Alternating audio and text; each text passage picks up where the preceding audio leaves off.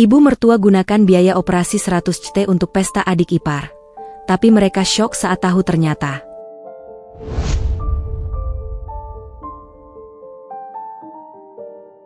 Halo bunda semuanya.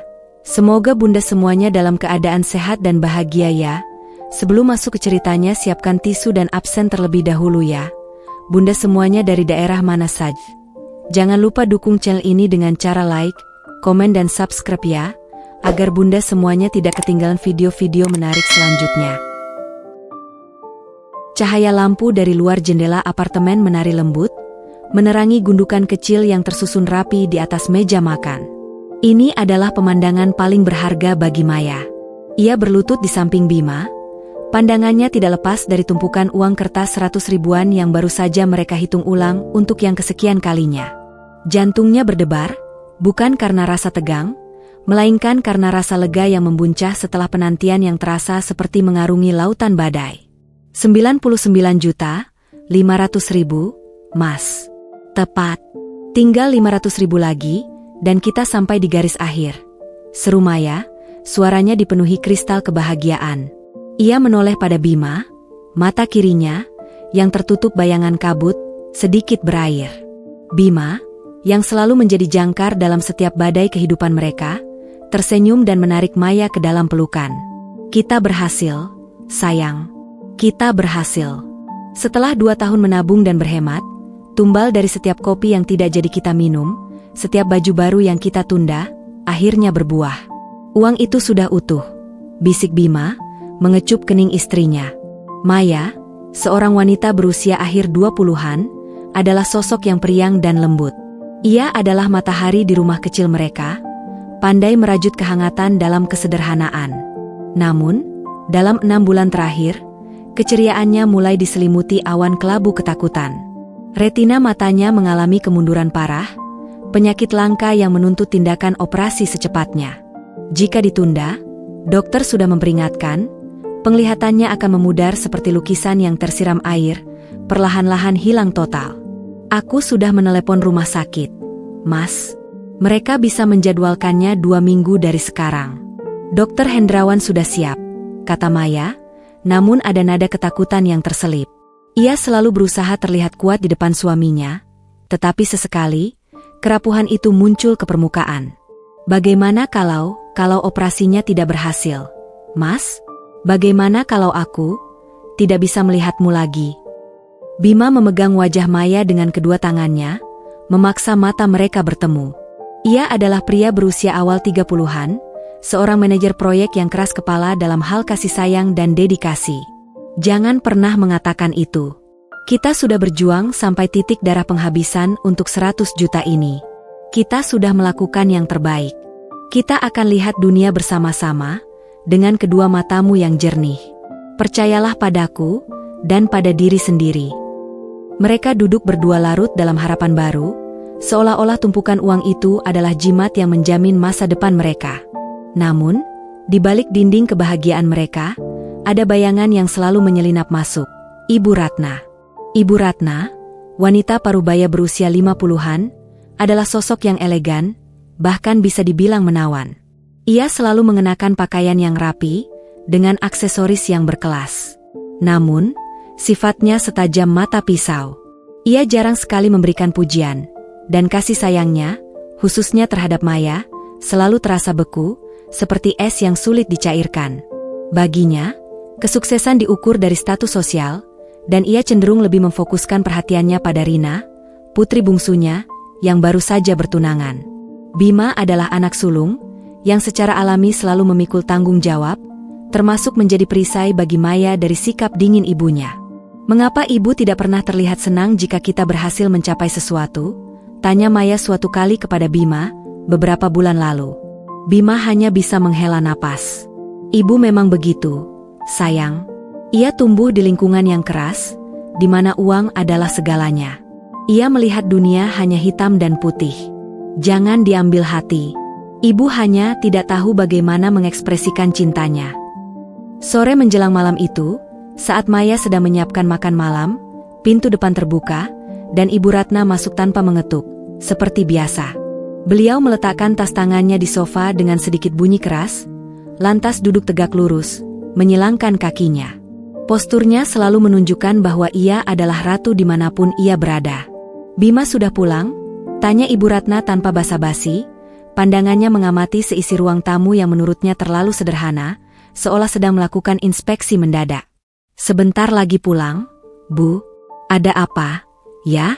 "Ibu terlihat terburu-buru," jawab Maya, berusaha tetap ramah, menyembunyikan rasa tidak nyaman yang merayapi. Ibu Ratna mendengus pelan. "Rina. Dia akan menikah. Dan ibu ingin semua sempurna. Rina pantas mendapatkan pesta yang paling megah. Calon suaminya dari keluarga terpandang, Bapak Aji. Kita tidak boleh memalukan diri sendiri." Maya tersenyum kecil. "Tentu, Bu. Rina pasti bahagia dengan pasangannya." "Tentu saja bahagia. Tapi kebahagiaan itu harus dilihat orang, Maya. Harus menjadi etalase." Ibu Ratna menekankan setiap kata. "Kau dan Bima, kalian harus ikut andil membantu. Kalian berdua harus tahu diri, ini acara penting keluarga. Kalian jangan fokus pada urusan remeh-temeh kalian saja." Urusan remeh-temeh. Kalimat itu menusuk hati Maya seperti duri. Urusan remeh-temeh yang Ibu Ratna maksud adalah perjuangan mereka mengumpulkan 100 juta rupiah demi menyelamatkan penglihatan Maya. Ia memilih untuk diam dan kembali ke dapur, menahan lidahnya yang gatal ingin membela diri. Tak lama kemudian, Bima tiba. Ia langsung merasakan aura tegang yang ditinggalkan ibunya. Ia mencium tangan ibunya, dan percakapan serius pun dimulai.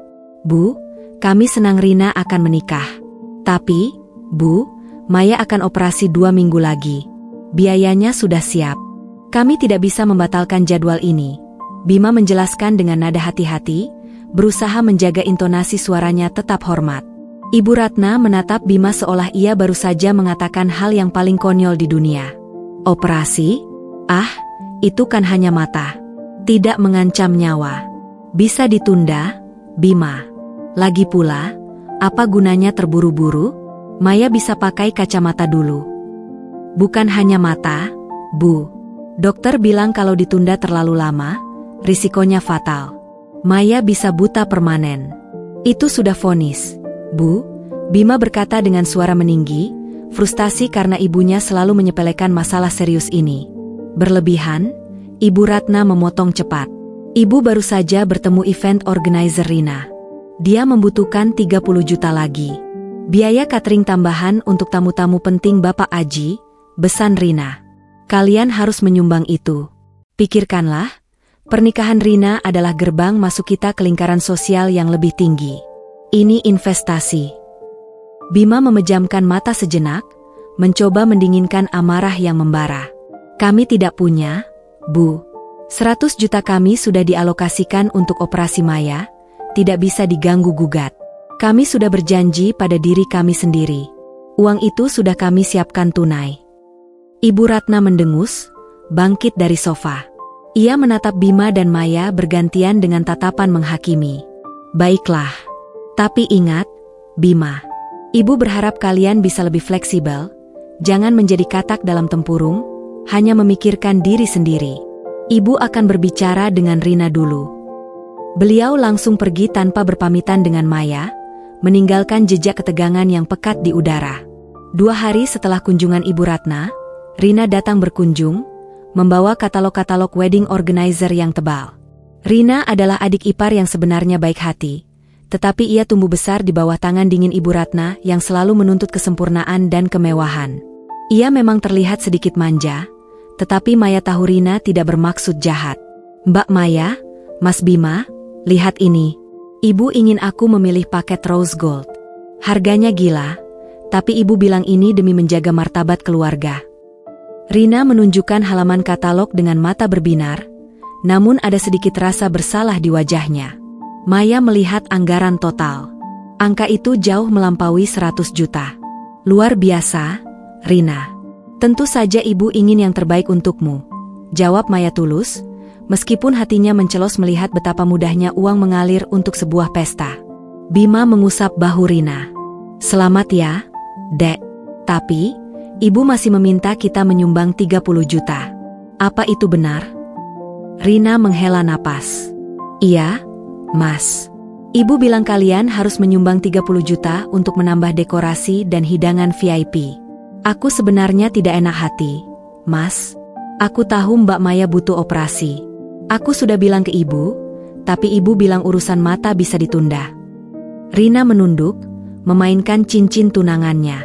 Ia tahu mana yang lebih mendesak, tetapi tidak berdaya melawan keinginan ibunya. Sudahlah, Rina, kami akan mencari jalan lain.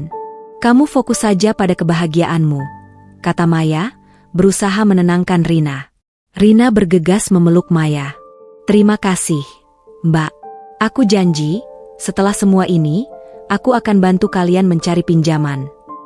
Rina tidak tinggal lama. Ia terlihat tertekan oleh persiapan pernikahan yang menelan biaya yang sungguh-sungguh fantastis. Pekerjaan mendadak dan keputusan kritis. Malam harinya, ponsel Bima berdering. Panggilan dari kantor. Sebuah proyek mendesak di luar kota harus ia tangani segera, selama 3 hari. Bima tampak sangat cemas. Aku harus pergi besok subuh. Sayang, proyek ini tidak bisa diwakilkan. Ini penting untuk promosi dan gaji kita. 3 hari saja, jelas Bima sambil memijat pelipisnya. Kekhawatiran Maya tidak tertuju pada Bima, melainkan pada harta mereka satu-satunya, uang 100 juta itu. Mas, lalu uang operasi itu bagaimana? Kita kan akan menjadwalkannya lusa. Bagaimana kalau, suara Maya menggantung, ia tidak sanggup mengucapkan nama Ibu Ratna. Bima memahami ketakutan istrinya. Ia tahu, setelah pertengkaran kemarin, ibunya bisa saja mengambil langkah nekat. Jangan khawatir. Aku akan mengamankannya. Ibu tidak akan tahu. Bima pun menjalankan rencananya. Ia mengambil uang tunai 100 juta itu dan memindahkannya dari laci biasa ke dalam sebuah kotak kayu jati kecil yang berat. Kotak itu ia kunci rapat, dan kuncinya ia sembunyikan di balik figura foto pernikahan mereka. Kotak itu sendiri ia letakkan di dalam lemari besi kecil yang tersembunyi di balik tumpukan pakaian Bima yang tebal dan jarang disentuh. Aman. Kotak itu seperti harta karun di dalam benteng. Sayang, hanya kita yang tahu. Bima meyakinkan Maya, sambil memeluknya erat-erat sebelum fajar menyingsing. 3 hari, aku janji. Jaga dirimu baik-baik, ya. Jangan cemas soal Rina atau ibu. Namun, saat Bima baru saja meninggalkan gerbang komplek, ponsel Maya berdering. Itu nomor Ibu Ratna. Maya, ibu akan menginap di rumahmu beberapa hari. Ada urusan mendesak dengan venue pernikahan Rina yang dekat dari apartemenmu. Ibu tidak bawa kunci rumah. Buka pintunya, perintah Ibu Ratna dengan nada datar yang tidak mengenal bantahan. Maya terpaku di tempatnya. Jantungnya berdebar kencang, firasat buruk seolah pedang terhunus di atas kepalanya. Ibu Ratna datang. Dan uang 100 juta itu, yang seharusnya menjadi penyelamat Maya, kini berada di bawah atap yang sama dengan wanita yang paling menginginkan uang itu untuk ambisinya sendiri. Derap langkah Ibu Ratna terasa berat di lantai marmer ruang tamu, seolah setiap pijakannya membawa beban kecemasan bagi Maya. Kedatangan Ibu Ratna yang tiba-tiba, persis setelah Bima pergi dinas, terasa seperti pedang Damocles yang tergantung di atas kepala Maya. Di dalam lemari, tersembunyi kotak kayu jati berisi 100 juta rupiah, satu-satunya harapan Maya, dan kini, sang ibu mertua yang terang-terangan menuntut uang itu untuk pesta adiknya, berada di bawah atap yang sama. Suasana apartemen yang biasanya hangat dan damai kini berubah menjadi medan yang dingin dan penuh kehati-hatian. Ibu Ratna mendominasi ruang dengan kehadirannya yang angkuh. Ia tidak banyak bicara, tetapi setiap gerak-geriknya, setiap desahan napasnya, terasa membebani. Maya, tolong panggilkan event organizer-nya. Ibu lelah mencari nomornya di tas. Ujar Ibu Ratna, suaranya terdengar otoriter, seolah Maya adalah asisten pribadinya. Dan tolong buatkan kopi hitam. Jangan terlalu manis, ibu sedang menjaga bentuk tubuh untuk acara Rina. Maya memenuhi permintaan itu tanpa mengeluh. Di dapur, ia menarik napas dalam-dalam. Tahan, Mei. 3 hari saja, bisiknya pada diri sendiri. Selama 2 hari itu, Ibu Ratna benar-benar tenggelam dalam urusan pernikahan Rina. Pesta yang sebelumnya hanya terbayang mewah, kini terdengar seperti akan menjadi pesta para dewa. Aku sudah bilang, Ibu Aji sangat spesifik soal bunga. Mereka tidak mau hanya mawar lokal. Kita harus impor peony dan hydrangea dari Belanda. Tampilan harus grand. Anda mengerti? Ini bukan hajatan kampung. Maya mendengar Ibu Ratna berbicara di telepon selama berjam-jam di kamar tamu. Terkadang, terdengar juga percakapan rahasia dengan Rina, di mana Ibu Ratna selalu menekankan pentingnya kesan pertama di mata besan.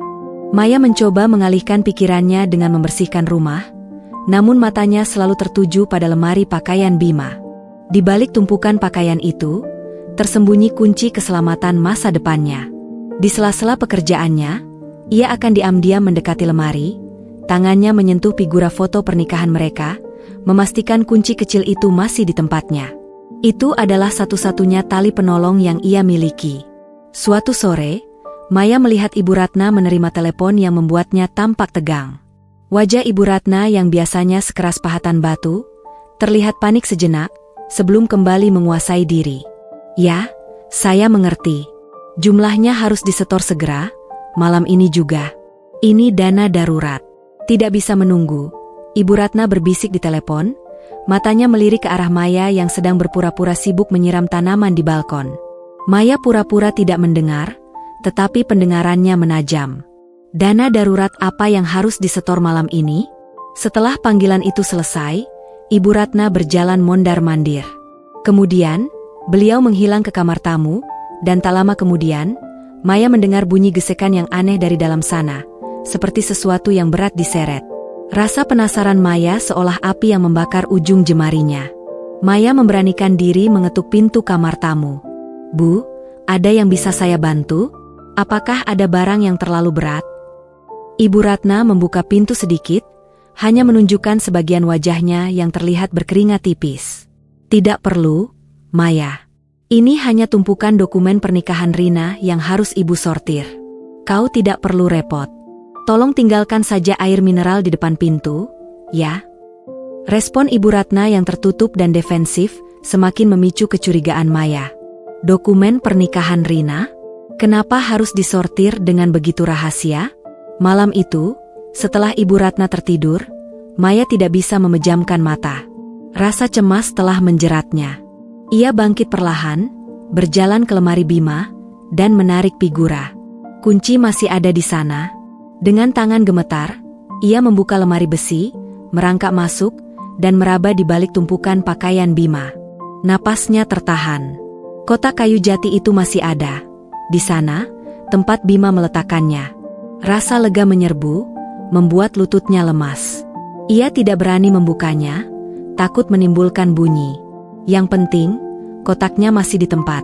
Maya menutup lemari besi dan kembali ke ranjang, berusaha meyakinkan diri bahwa Ibu Ratna, meskipun kejam, tidak akan berani melangkahi batas dengan mencuri. Keesokan harinya adalah hari terakhir dinas Bima. Maya harus bertahan beberapa jam lagi.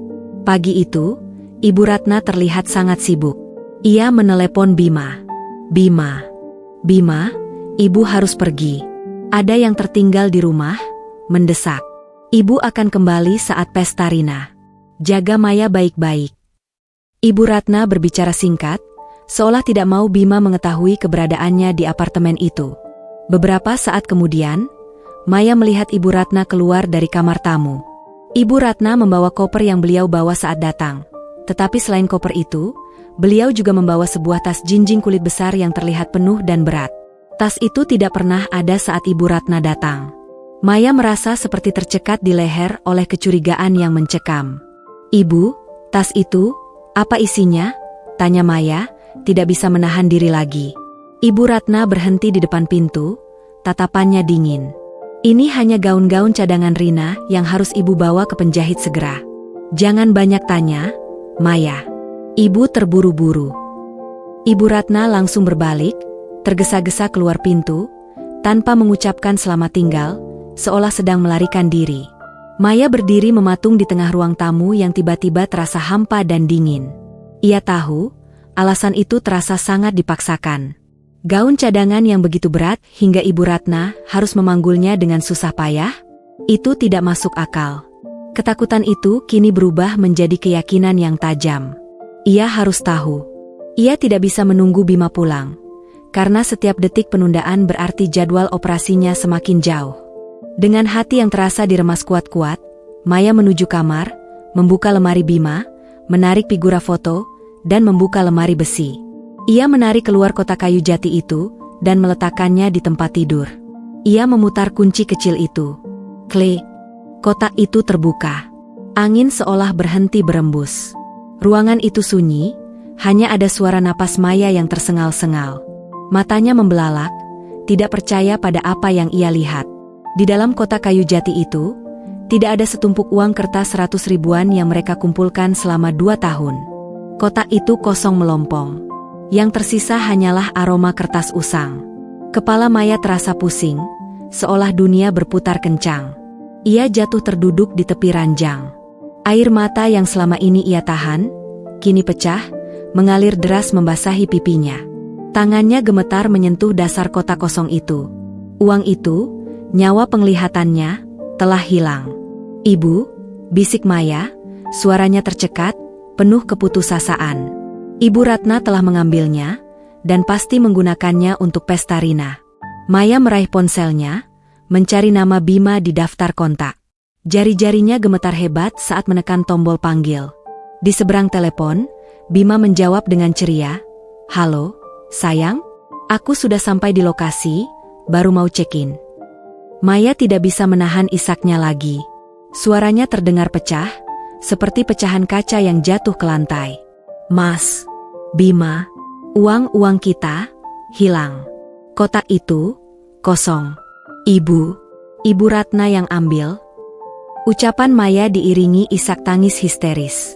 Di ujung sana, Bima terdiam. Keheningan itu terasa mematikan, lebih berat daripada apapun yang pernah Maya rasakan. Bima, yang tadinya bersemangat karena pekerjaannya, kini suaranya berubah dingin, seolah membeku. "Maya, tenang. Jangan bercanda, sayang. Kotak itu ada di lemari besi, terkunci. Kosong. Mas, aku bersumpah, kosong. Ibu baru saja pergi membawa tas besar. Dia yang ambil." Maya berteriak dalam tangisnya. Bima menarik napas panjang. Keputusasaan dan amarah mulai menjalar dalam dirinya. Selama ini ia mati-matian percaya bahwa ibunya tidak akan setega itu, tetapi kenyataan yang diucapkan Maya menghancurkan dinding pertahanan terakhirnya. "Baik, kau tenang di sana. Jangan kemana-mana. Aku akan segera pulang. Aku akan batalkan semuanya, malam ini juga aku pulang," ujar Bima, suaranya penuh janji dan kemarahan yang membara. "Aku akan hadapi ibu. Aku akan cari tahu apa yang sebenarnya terjadi dengan uang 100 juta itu." Maya menutup telepon, memeluk kotak kosong itu erat-erat. Ia kini hanya bisa menunggu suaminya, satu-satunya tempat berlindung di tengah kehancuran yang ditorehkan oleh ibu mertuanya. Kabut di mata kirinya terasa semakin tebal, seolah mencerminkan masa depannya yang kini sekelam malam. Kotak uang itu, yang seharusnya menjadi simbol harapan, kini berubah menjadi peti mati bagi impiannya. Raungan klakson di jalan tol Jawa tidak mampu meredam raungan amarah yang berkecamuk di dalam dada Bima. Sejak panggilan telepon dari Maya, pikirannya serasa terbelah. Di satu sisi, ia adalah suami yang khawatir dan harus melindungi istrinya. Di sisi lain, ia adalah anak yang terluka, dikhianati oleh sosok yang seharusnya menjadi pilar dalam keluarganya. Ia membatalkan semua janji kerja, membayar denda pembatalan tiket pesawat, dan kini, ia mengemudi seperti kesetanan. "Ibu, bagaimana ibu bisa setega ini?" gumam Bima, tinjunya memukul kemudi. Ia selalu menoleransi sifat dingin dan ambisius Ibu Ratna, menganggapnya hanya sebagai kelemahan karakter, bukan kejahatan. Tetapi mengambil uang 100 juta, yang merupakan garis batas antara penglihatan dan kegelapan bagi menantunya sendiri, itu adalah kejahatan moral yang tak termaafkan. Rasa kecewa itu sedalam jurang, menghancurkan semua kepercayaan yang ia bangun selama puluhan tahun. 3 jam yang terasa seperti 30 tahun, Bima akhirnya tiba di apartemennya menjelang tengah malam. Ia membuka pintu dan langsung menemukan Maya duduk di sofa. Tubuhnya meringkuk seperti anak kucing yang ketakutan, matanya sembab dan merah. Di pangkuannya, tergeletak kotak kayu jati yang kosong itu, yang kini terasa seperti batu nisan bagi harapan mereka. "Sayang, Bima menjatuhkan tas kerjanya dan langsung berlutut, memeluk Maya erat-erat. Pelukan itu adalah satu-satunya obat penenang bagi Maya. Ia menangis lagi di bahu suaminya, semua rasa takut dan pengkhianatan tumpah ruah. Aku tidak bohong, Mas.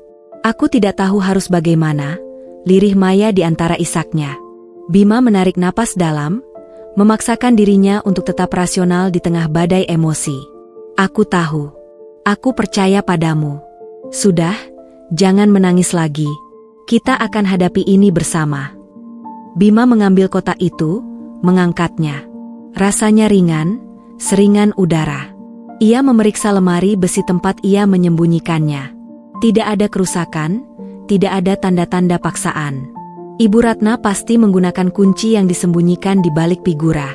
Itu berarti Ibu Ratna sengaja mencari kunci itu, merencanakan ini semua saat Bima tidak ada. Pikirannya seolah diserang oleh ratusan lebah kemarahan. Kotak ini tidak disentuh.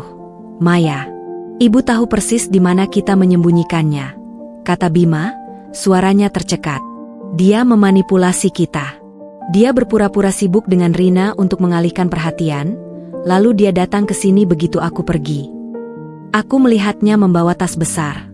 Mas, tas kulit, penuh sekali. Dia bilang itu gaun Rina. Maya mencoba mengingat setiap detail. Pasti itu uangnya. Uang tunai 100 juta itu butuh tempat. Itu pasti uang kita yang dia gunakan untuk menalangi kemewahan pesta Rina. Bima menyimpulkan dengan pahit. Konfrontasi yang tertunda. Bima segera mengambil ponselnya dan menelepon Ibu Ratna. Berkali-kali, tidak ada jawaban. Ia mencoba hingga larut malam. Nihil. Ibu Ratna seolah menghilang di telan bumi, sebuah hantu yang mencuri harapan mereka. Dia pasti mematikan ponselnya. Mas, dia tahu kita akan mencarinya, kata Maya, matanya menatap hampa. Bima beralih menelepon Rina, meskipun ia ragu Rina tahu keseluruhan rencana ibunya. Panggilan dijawab pada dering keempat, suara Rina terdengar lelah dan sedikit tertekan. Rina, ini Mas Bima. Ibu di mana? Bima langsung pada intinya, tanpa basa-basi. Mas Bima? Ibu. Ibu di rumah temannya, Mas.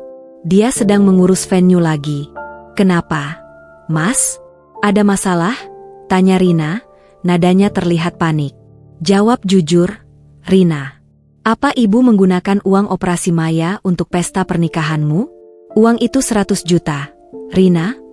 Desak Bima, suaranya bergetar menahan amarah. Di seberang sana, terdengar jeda yang sangat panjang, seolah Rina sedang menimbang-nimbang setiap kata. Keheningan itu sendiri sudah menjadi sebuah pengakuan. Mas, aku tidak tahu persis. Tapi aku tahu, ibu sangat strict soal anggaran catering VIP dan bunga impor. Tadi pagi, dia sempat bilang ke Iyo bahwa dana 100 juta sudah cair dan langsung disetorkan ke vendor bunga.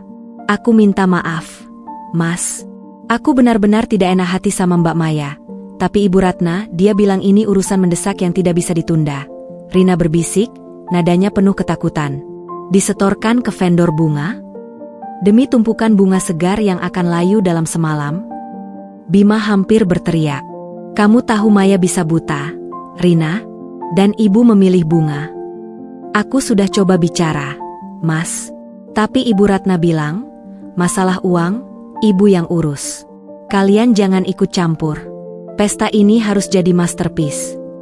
Aku benar-benar tidak berani melawan, Mas. Rina memohon maaf. Bima menutup telepon, napasnya memburu. Keringat dingin membasahi pelipisnya. Ibu Ratna bukan hanya mencuri uang mereka, ia dengan sengaja memprioritaskan martabat sosial yang fana di atas kesehatan menantunya sendiri. Kekejaman ini terasa begitu nyata dan menyakitkan. Petunjuk yang tidak disengaja. Keesokan paginya, setelah semalaman tidak tidur, Bima dan Maya memutuskan untuk mencoba mencari petunjuk. Mereka memeriksa kamar tamu yang digunakan Ibu Ratna.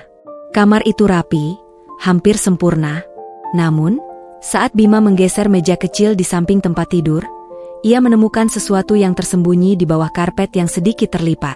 Itu adalah selembar kertas putih kecil, seperti robekan dari sebuah buku catatan. Tertulis di sana sebuah alamat dan nominal, Flora Agung, Jalan. Sudirman nomor 12. Deposit, 75 juta rupiah. Sisa, 25 juta. Di pojok kertas, ada inisial kecil, RM, Ratna Murni, nama lengkap Ibu Ratna. Bima dan Maya saling pandang. Deposit 75 juta untuk vendor bunga, dan sisanya 25 juta, total 100 juta. Angka itu berteriak memproklamirkan kebenaran yang pahit. Ini uang kita, Mas. Dipotong menjadi 2 bagian. 75 juta untuk bunga dan sisanya dia bawa pergi, kata Maya, suaranya bergetar hebat.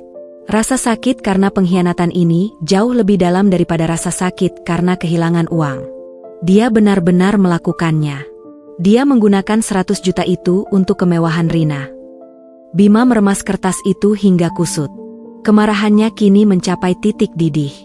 Dia menjadikan kesehatanmu sebagai uang muka untuk ambisi sosialnya. Maya, aku tidak akan memaafkannya. Konsekuensi pahit. Tepat di saat Bima dan Maya sedang menatap bukti yang mengerikan itu, ponsel Maya berdering.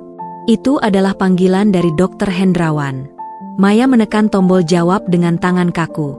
Halo, Dok. Maaf soal jadwal operasi. Nyonya Maya, saya menelepon untuk mengonfirmasi bahwa jadwal operasi Anda lusa telah dibatalkan, ujar suara dokter itu dengan nada formal dan menyesal. Jantung Maya serasa berhenti berdetak. Dibatalkan? Kenapa, Dok? Ya, pihak administrasi mengonfirmasi bahwa dana penuh belum disetorkan hingga batas waktu yang kami berikan. Kami tidak bisa melanjutkan penjadwalan tanpa konfirmasi pembayaran.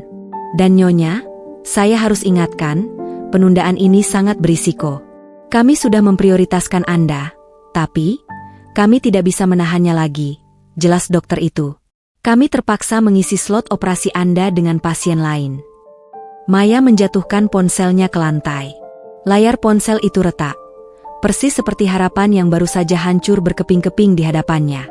Dia membatalkannya, Mas. Operasiku dibatalkan, bisik Maya, air matanya kini mengering karena syok. Bima mengambil ponsel yang retak itu, wajahnya pucat pasi. Ia sudah menduga ini, tetapi mendengar konfirmasi itu terasa seperti menerima hantaman godam di kepala. Risiko kebutaan Maya kini meningkat secara eksponensial. Tidak, Maya. Jangan putus asa. Bima memeluk istrinya erat-erat, tetapi ia sendiri tidak yakin dengan kata-katanya. Aku akan mencari ibu. Kita akan menuntut pertanggungjawaban. Aku akan paksa dia mengembalikan uang itu. Aku tidak akan biarkan ini terjadi. Di luar apartemen, dunia seolah melanjutkan putarannya. Pesta mewah Rina akan segera digelar, dan di tengah kemegahan itu, tersemat harga yang tak terbayangkan, penglihatan Maya. Bau mawar impor, peony, dan hidrangea dari Belanda yang menghabiskan 75 juta rupiah itu menusuk indera penciuman Maya, seolah menghantam ulu hatinya. Udara di luar ballroom hotel bintang 5 itu terasa sesak, dipenuhi aroma kemewahan yang kini terasa seperti racun bagi mereka. Maya dan Bima berjalan masuk, bukan sebagai tamu yang gembira, melainkan sebagai prajurit yang menuju medan pertempuran terakhir. Maya menggenggam tangan Bima erat-erat.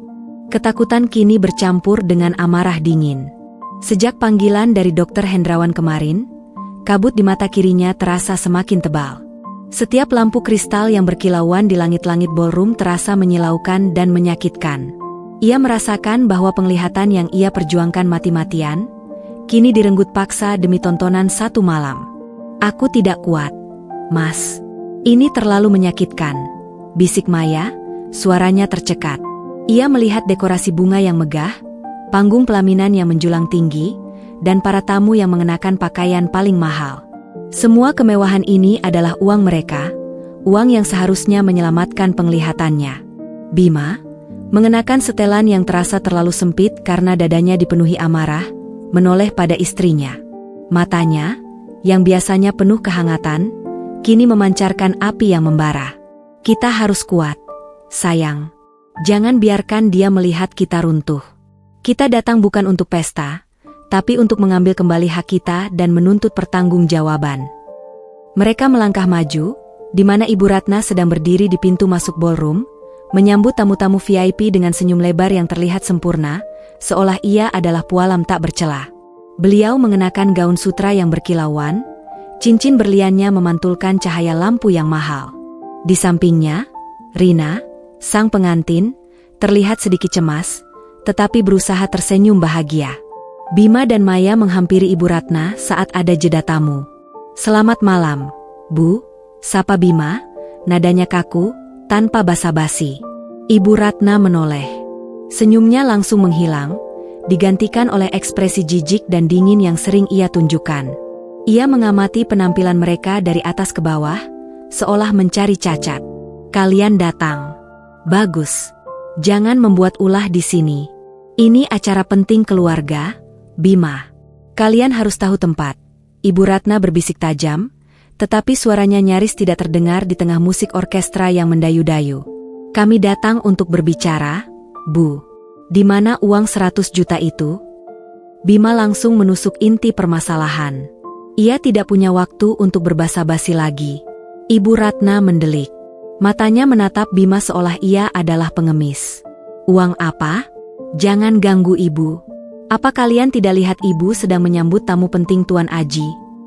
Jangan bersembunyi di balik Tuan Aji, Bu. Kami tahu Ibu mengambilnya. Kami menemukan bukti deposit 75 juta untuk vendor bunga. Operasi Maya dibatalkan, Bu. Dia bisa buta," seru Bima, suaranya sedikit meninggi, menarik perhatian beberapa kerabat jauh di dekat mereka. Ibu Ratna menggenggam erat lengan Bima. Tatapannya kini berubah menjadi mengancam, seperti harimau betina yang terpojok. "Jaga suaramu, Bima. Ini ballroom hotel. Jangan membuat Ibu malu. Apa yang kalian harapkan? Hah? Kalian berharap Ibu akan mengembalikan uang itu di tengah pesta ini?" "Ya, berikan kembali. Kami butuh uang itu besok pagi untuk menjadwalkan ulang operasi Maya." Maya menyela, suaranya bergetar tetapi ia mencoba membalas tatapan tajam ibu mertuanya. Ibu Ratna tertawa, tawa yang terdengar palsu dan kejam, seolah menertawakan kemalangan mereka. Tawa itu menyakitkan telinga Maya. "Kalian lucu sekali. Kalian pikir uang 100 juta itu seberapa berharganya? Itu hanya sekeping receh dibandingkan dengan reputasi keluarga kita di mata besan Rina. Uang itu sudah diinvestasikan untuk image kita, Bima. Uang itu sudah menjadi bunga yang kalian lihat di sini." Ibu Ratna menunjuk dekorasi bunga di belakangnya. "Jadi, Ibu memilih bunga di atas penglihatan menantu Ibu sendiri?" tanya Bima, suaranya kini dipenuhi kesedihan yang mendalam. Ibu Ratna menyentakkan tangannya dari Bima. Wajahnya mengeras, menunjukkan kemarahan yang tak tertahankan. "Dengar baik-baik, Bima. Ibu tidak pernah menyukai Maya yang selalu sakit-sakitan dan manja ini. Ibu sudah bilang, urusan matanya bisa ditunda. Ia tidak akan mati hari ini. Sementara pesta Rina, ini adalah sekali seumur hidup. Jangan merusak hari adikmu. Kalian membuat Ibu malu dengan membahas hal murahan seperti uang di tengah kemewahan ini." Ibu Ratna meludahkannya dengan nada menghina. Kata-katanya menusuk langsung ke jantung Maya. Maya merasakan air mata kembali memanas di sudut matanya, tetapi ia menahannya mati-matian. Hinaan Ibu Ratna kali ini terlalu kejam. Itu bukan lagi soal uang, tetapi penolakan mentah-mentah terhadap keberadaannya. Bima menarik Maya menjauh, ia tidak sanggup lagi mendengarkan. "Baik, Bu, kami mengerti. Kami akan pergi." "Pergi?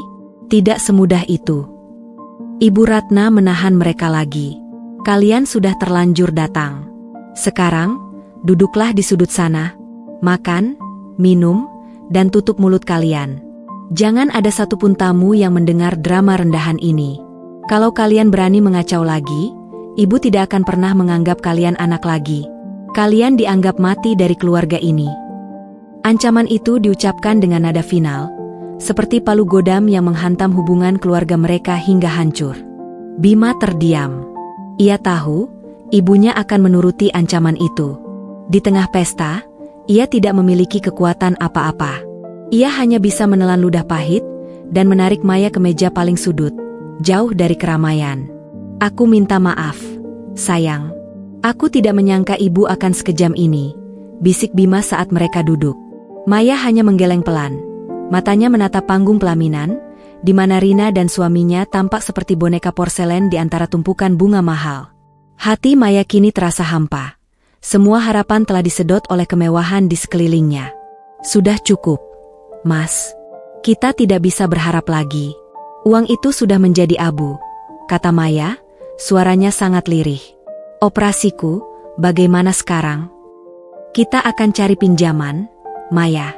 Kita akan jual sesuatu. Aku janji, aku akan cari jalan keluarnya.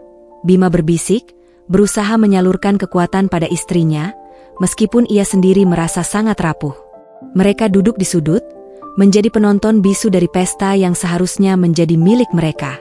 Setiap tawa, setiap dentingan gelas, setiap pujian yang dilontarkan untuk dekorasi bunga, terasa seperti pasir panas yang membakar luka mereka. Saat Bima menatap Maya, ia melihat mata kiri Maya terlihat semakin redup. Ketakutan itu nyata. Mereka telah kehilangan waktu, dan waktu itu dibayar dengan 100 juta rupiah yang kini menjadi mahkota pernikahan Rina. Tiba-tiba, Bima melihat sesuatu di dekat pintu VIP, tempat Ibu Ratna mengarahkan tamu penting. Seorang pria parubaya, yang terlihat sangat berkelas dan asing, baru saja tiba. Ibu Ratna menyambutnya dengan penghormatan yang luar biasa, bahkan lebih dari cara beliau menyambut besan. Ibu Ratna berbisik panjang kepada pria itu, sementara pria itu hanya mengangguk-angguk kecil, pandangannya dingin dan formal. Tak lama kemudian, Bima melihat Rina turun dari pelaminan. Ekspresinya cemas, jauh dari kebahagiaan pengantin. Rina berjalan ke arah mereka, membawa secari kertas yang disembunyikan di balik genggamannya. Di tengah riuh rendah musik pesta, Rina mendekat dan berbisik cepat, seperti desir angin yang menyampaikan pesan rahasia. Mas Bima, Mbak Maya, aku minta maaf. Aku tidak bisa melawan ibu. Rina memulai, matanya berkaca-kaca. Tapi ini, cepat buka ini, dan lihat ke arah pintu VIP setelah Ibu Aji dan besan mereka pergi. Itu orang yang ibu tunggu-tunggu. Rina menyerahkan amplop putih tebal, tertutup rapat. Tangannya gemetar saat menyerahkannya. Apa ini, Rina? Jangan bermain teka-teki lagi, tuntut Bima, merasa lelah dengan drama yang tidak berujung. Demi Tuhan, ini bukan teka-teki. Ini tentang ibu. Dan tentang Mbak Maya. Aku tidak tahu detailnya, tapi ibu bilang ini adalah kunci terakhir. Cepat buka, tapi jangan di sini. Rina memohon dengan tatapan mata yang dipenuhi penyesalan mendalam. Setelah menyerahkan amplop itu, Rina bergegas kembali ke pelaminan. Bima dan Maya saling pandang, bingung. Setelah penghinaan yang baru saja mereka terima, bisakah mereka mempercayai apapun yang datang dari keluarga ini? Namun, ada sesuatu dalam tatapan Rina yang menunjukkan bahwa ini bukanlah tipuan, melainkan benang harapan yang sangat rapuh.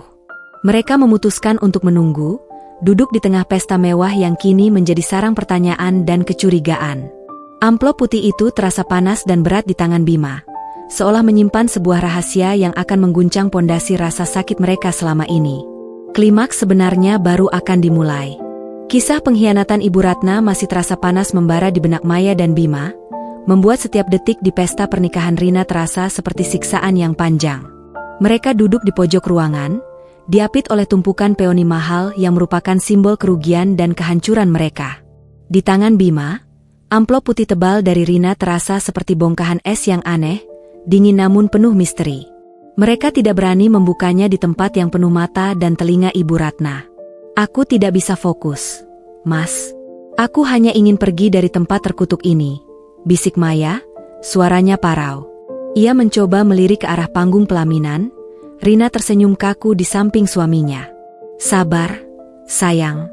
Rina bilang setelah besan pergi. Kita harus ikuti aturan main mereka. Jangan sampai Ibu Ratna curiga kita membawa pergi sesuatu, jawab Bima, matanya tajam mengawasi pergerakan Ibu Ratna. Ibu Ratna terlihat seperti komandan perang di medan pesta. Beliau tidak pernah berhenti tersenyum pada tamu-tamu VIP, tetapi wajahnya segera berubah kaku begitu pandangannya melintasi meja mereka. Beliau dengan jelas menunjukkan bahwa Bima dan Maya adalah noda di permadani pestanya yang indah. Perhatian Bima teralih pada sosok pria parubaya yang sebelumnya Rina tunjukkan. Pria itu, yang Ibu Ratna sambut dengan sangat hormat, duduk di meja terdepan, diam-diam mengamati panggung. Pria itu tampak tidak menikmati pesta. Ia lebih terlihat seperti sedang melakukan tugas penting. "Lihat, Mas. Pria itu." Ibu Ratna menghampirinya lagi. Maya berbisik. Wajah ibu sangat cemas saat berbicara dengannya. Dia bahkan membungkuk sedikit. Ibu Ratna tidak pernah membungkuk pada siapapun. Bima mengamati adegan itu. Itu benar. Ibu Ratna, wanita baja yang baru saja menghina anak dan menantunya, kini bersikap begitu merendah di hadapan pria asing tersebut. Ini adalah pemandangan yang aneh, kontradiksi yang menusuk logika mereka. Apa hubungan pria itu dengan bunga seharga 75 juta yang mereka yakini telah membatalkan operasi Maya? 1 jam berlalu, dan tiba saatnya acara ditutup. Besan Rina, Tuan Aji dan istrinya, berdiri, dan Ibu Ratna mengantar mereka ke pintu keluar dengan gesture penuh penghormatan. Begitu Tuan Aji dan rombongan menghilang, Rina memberikan kode mata kepada Bima, isyarat cepat yang menunjukkan bahwa inilah saatnya. "Ayo, Mei. Kita pergi sekarang. Kita buka ini di tempat yang aman," kata Bima, menarik tangan Maya. Mereka berjalan cepat keluar dari ballroom, menghindari pandangan Ibu Ratna yang masih sibuk berinteraksi dengan kerabat lain. Mereka menemukan lorong kosong menuju area spa hotel, tempat yang sepi dan remang-remang. Bima berhenti di samping pilar besar, jantungnya berdebar kencang. Amplop itu terasa begitu berat, seolah berisi beban rahasia yang tak tertanggungkan. "Buka, Mas. Cepat," desak Maya, suaranya dipenuhi campuran ketakutan dan rasa ingin tahu yang tak tertahankan. Bima merobek amplop itu dengan ujung jari yang gemetar. Di dalamnya, ada 2 lembar kertas. Lembar pertama adalah sebuah catatan kecil, ditulis dengan tulisan tangan Ibu Ratna yang elegan, sama seperti catatan yang mereka temukan di kamar tamu. "Bima, Maya. Temui Dr. Surya di ruang meeting Cendana, hotel sebelah, The Grand Regency, jam 23. Jangan bawa siapa-siapa. Jangan kembali ke ballroom. Ikuti instruksi ini atau operasi Maya tidak akan pernah terjadi." Lembar kedua adalah yang membuat napas mereka tercekat. Itu adalah info resmi dari Surya International Eye Clinic. Sebuah klinik spesialis mata yang sangat elit, yang biayanya setara dengan membeli sebuah mobil mewah. Bima membaca detail di info itu dengan mata yang membelalak. Item deskripsi jumlah. Pajak adem. Konsultasi cepat, urgent consultation, 5 juta rupiah. Operasi retina advanced laser therapy, RALT, 495 juta rupiah. Total biaya 500 juta rupiah. Pembayaran deposit tunai, Payer, Ratna Murni, 100 juta rupiah. Sisa tagihan 400 juta rupiah. Melihat angka itu, kepala Maya terasa berputar. 500 juta rupiah? Itu 5 kali lipat dari uang yang mereka kumpulkan. Tetapi yang paling menghantam mereka adalah baris pembayaran deposit. Deposit tunai, 100 juta rupiah. Pembayar, Ratna Murni. Bima membaca, suaranya sangat lirih, tidak percaya pada apa yang dilihatnya. Maya menyentuh info itu, tangannya gemetar. "Mas, itu uang kita. 100 juta itu. Dia tidak menggunakannya untuk bunga." "Bukan, sayang. Dia menggunakannya untuk ini. Sebagai deposit." Bima meremas kertas itu. Logika mereka langsung terbalik 180 derajat. Jika Ibu Ratna menggunakan uang itu untuk deposit operasi Maya, lalu mengapa ia berbohong? Mengapa ia menghina mereka dan mengatakan uang itu telah menjadi bunga? Mengapa ia membiarkan operasi Maya dibatalkan? "Siapa Dr. Surya ini, Mas? Kenapa kliniknya semahal ini?" tanya Maya. "Dr. Surya adalah dewa di bidang retina, Maya. Dia hanya praktek di luar negeri, sangat sulit dihubungi, bahkan untuk konsultasi saja butuh koneksi tingkat tinggi. Kalau biayanya 500 juta, itu berarti operasi yang paling mutakhir, yang dijamin berhasil." Bima menjelaskan, kejutan bercampur dengan harapan yang tiba-tiba meledak. Tetapi kejutan itu segera disusul oleh kebingungan yang lebih besar. "Tapi Mas, Ibu bilang dia tidak menyukai aku, dia bilang urusan mataku remeh, dia bilang kita murahan karena membahas uang di pesta itu." Maya memegang kepalanya. Mengapa dia harus berbohong dan bersikap sangat kejam? padahal dia sudah membayar deposit 100 juta. Bima menatap invoice itu lagi. Rasa bersalah mulai menjalar di hatinya, merayapi kemarahannya seperti sulur tanaman. Mereka menuduh Ibu Ratna menggunakan uang itu untuk pesta mewah, padahal uang itu adalah kunci untuk operasi yang jauh lebih baik. Namun, kebohongan dan kekejaman Ibu Ratna tidak bisa dikesampingkan. Ini aneh, Mei. Ini pasti ada kaitannya dengan pesta itu. Bima menyimpulkan, kembali mengingat tatapan cemas Rina dan penghormatan Ibu Ratna pada pria asing di meja VIP. Pria itu, mungkin dia Dr. Surya. Dan Ibu Ratna menggunakan pesta ini untuk menjebaknya agar mau bertemu kita. Bima melihat jam tangannya. Pukul 22.45. Waktu konsultasi yang tertulis di catatan Ibu Ratna adalah pukul 23. Mereka hanya punya waktu 15 menit. Kita harus pergi sekarang, sayang. Kita harus menemui Dr. Surya. Kita harus cari tahu apa teka-teki gila ini. Bima menarik Maya. Rasa sakit karena dikhianati masih ada, tetapi rasa penasaran dan harapan akan penglihatan Maya jauh lebih kuat. Mereka bergegas keluar dari hotel pernikahan Rina yang gemerlap. Lorong-lorong yang dilalui terasa seperti labirin menuju kebenasan. Mereka berjalan cepat menuju hotel di sebelahnya, The Grand Regency. Ibu Ratna telah menciptakan kebohongan yang begitu sempurna, sebuah tirai asap yang menutupi pengorbanan yang tak terduga.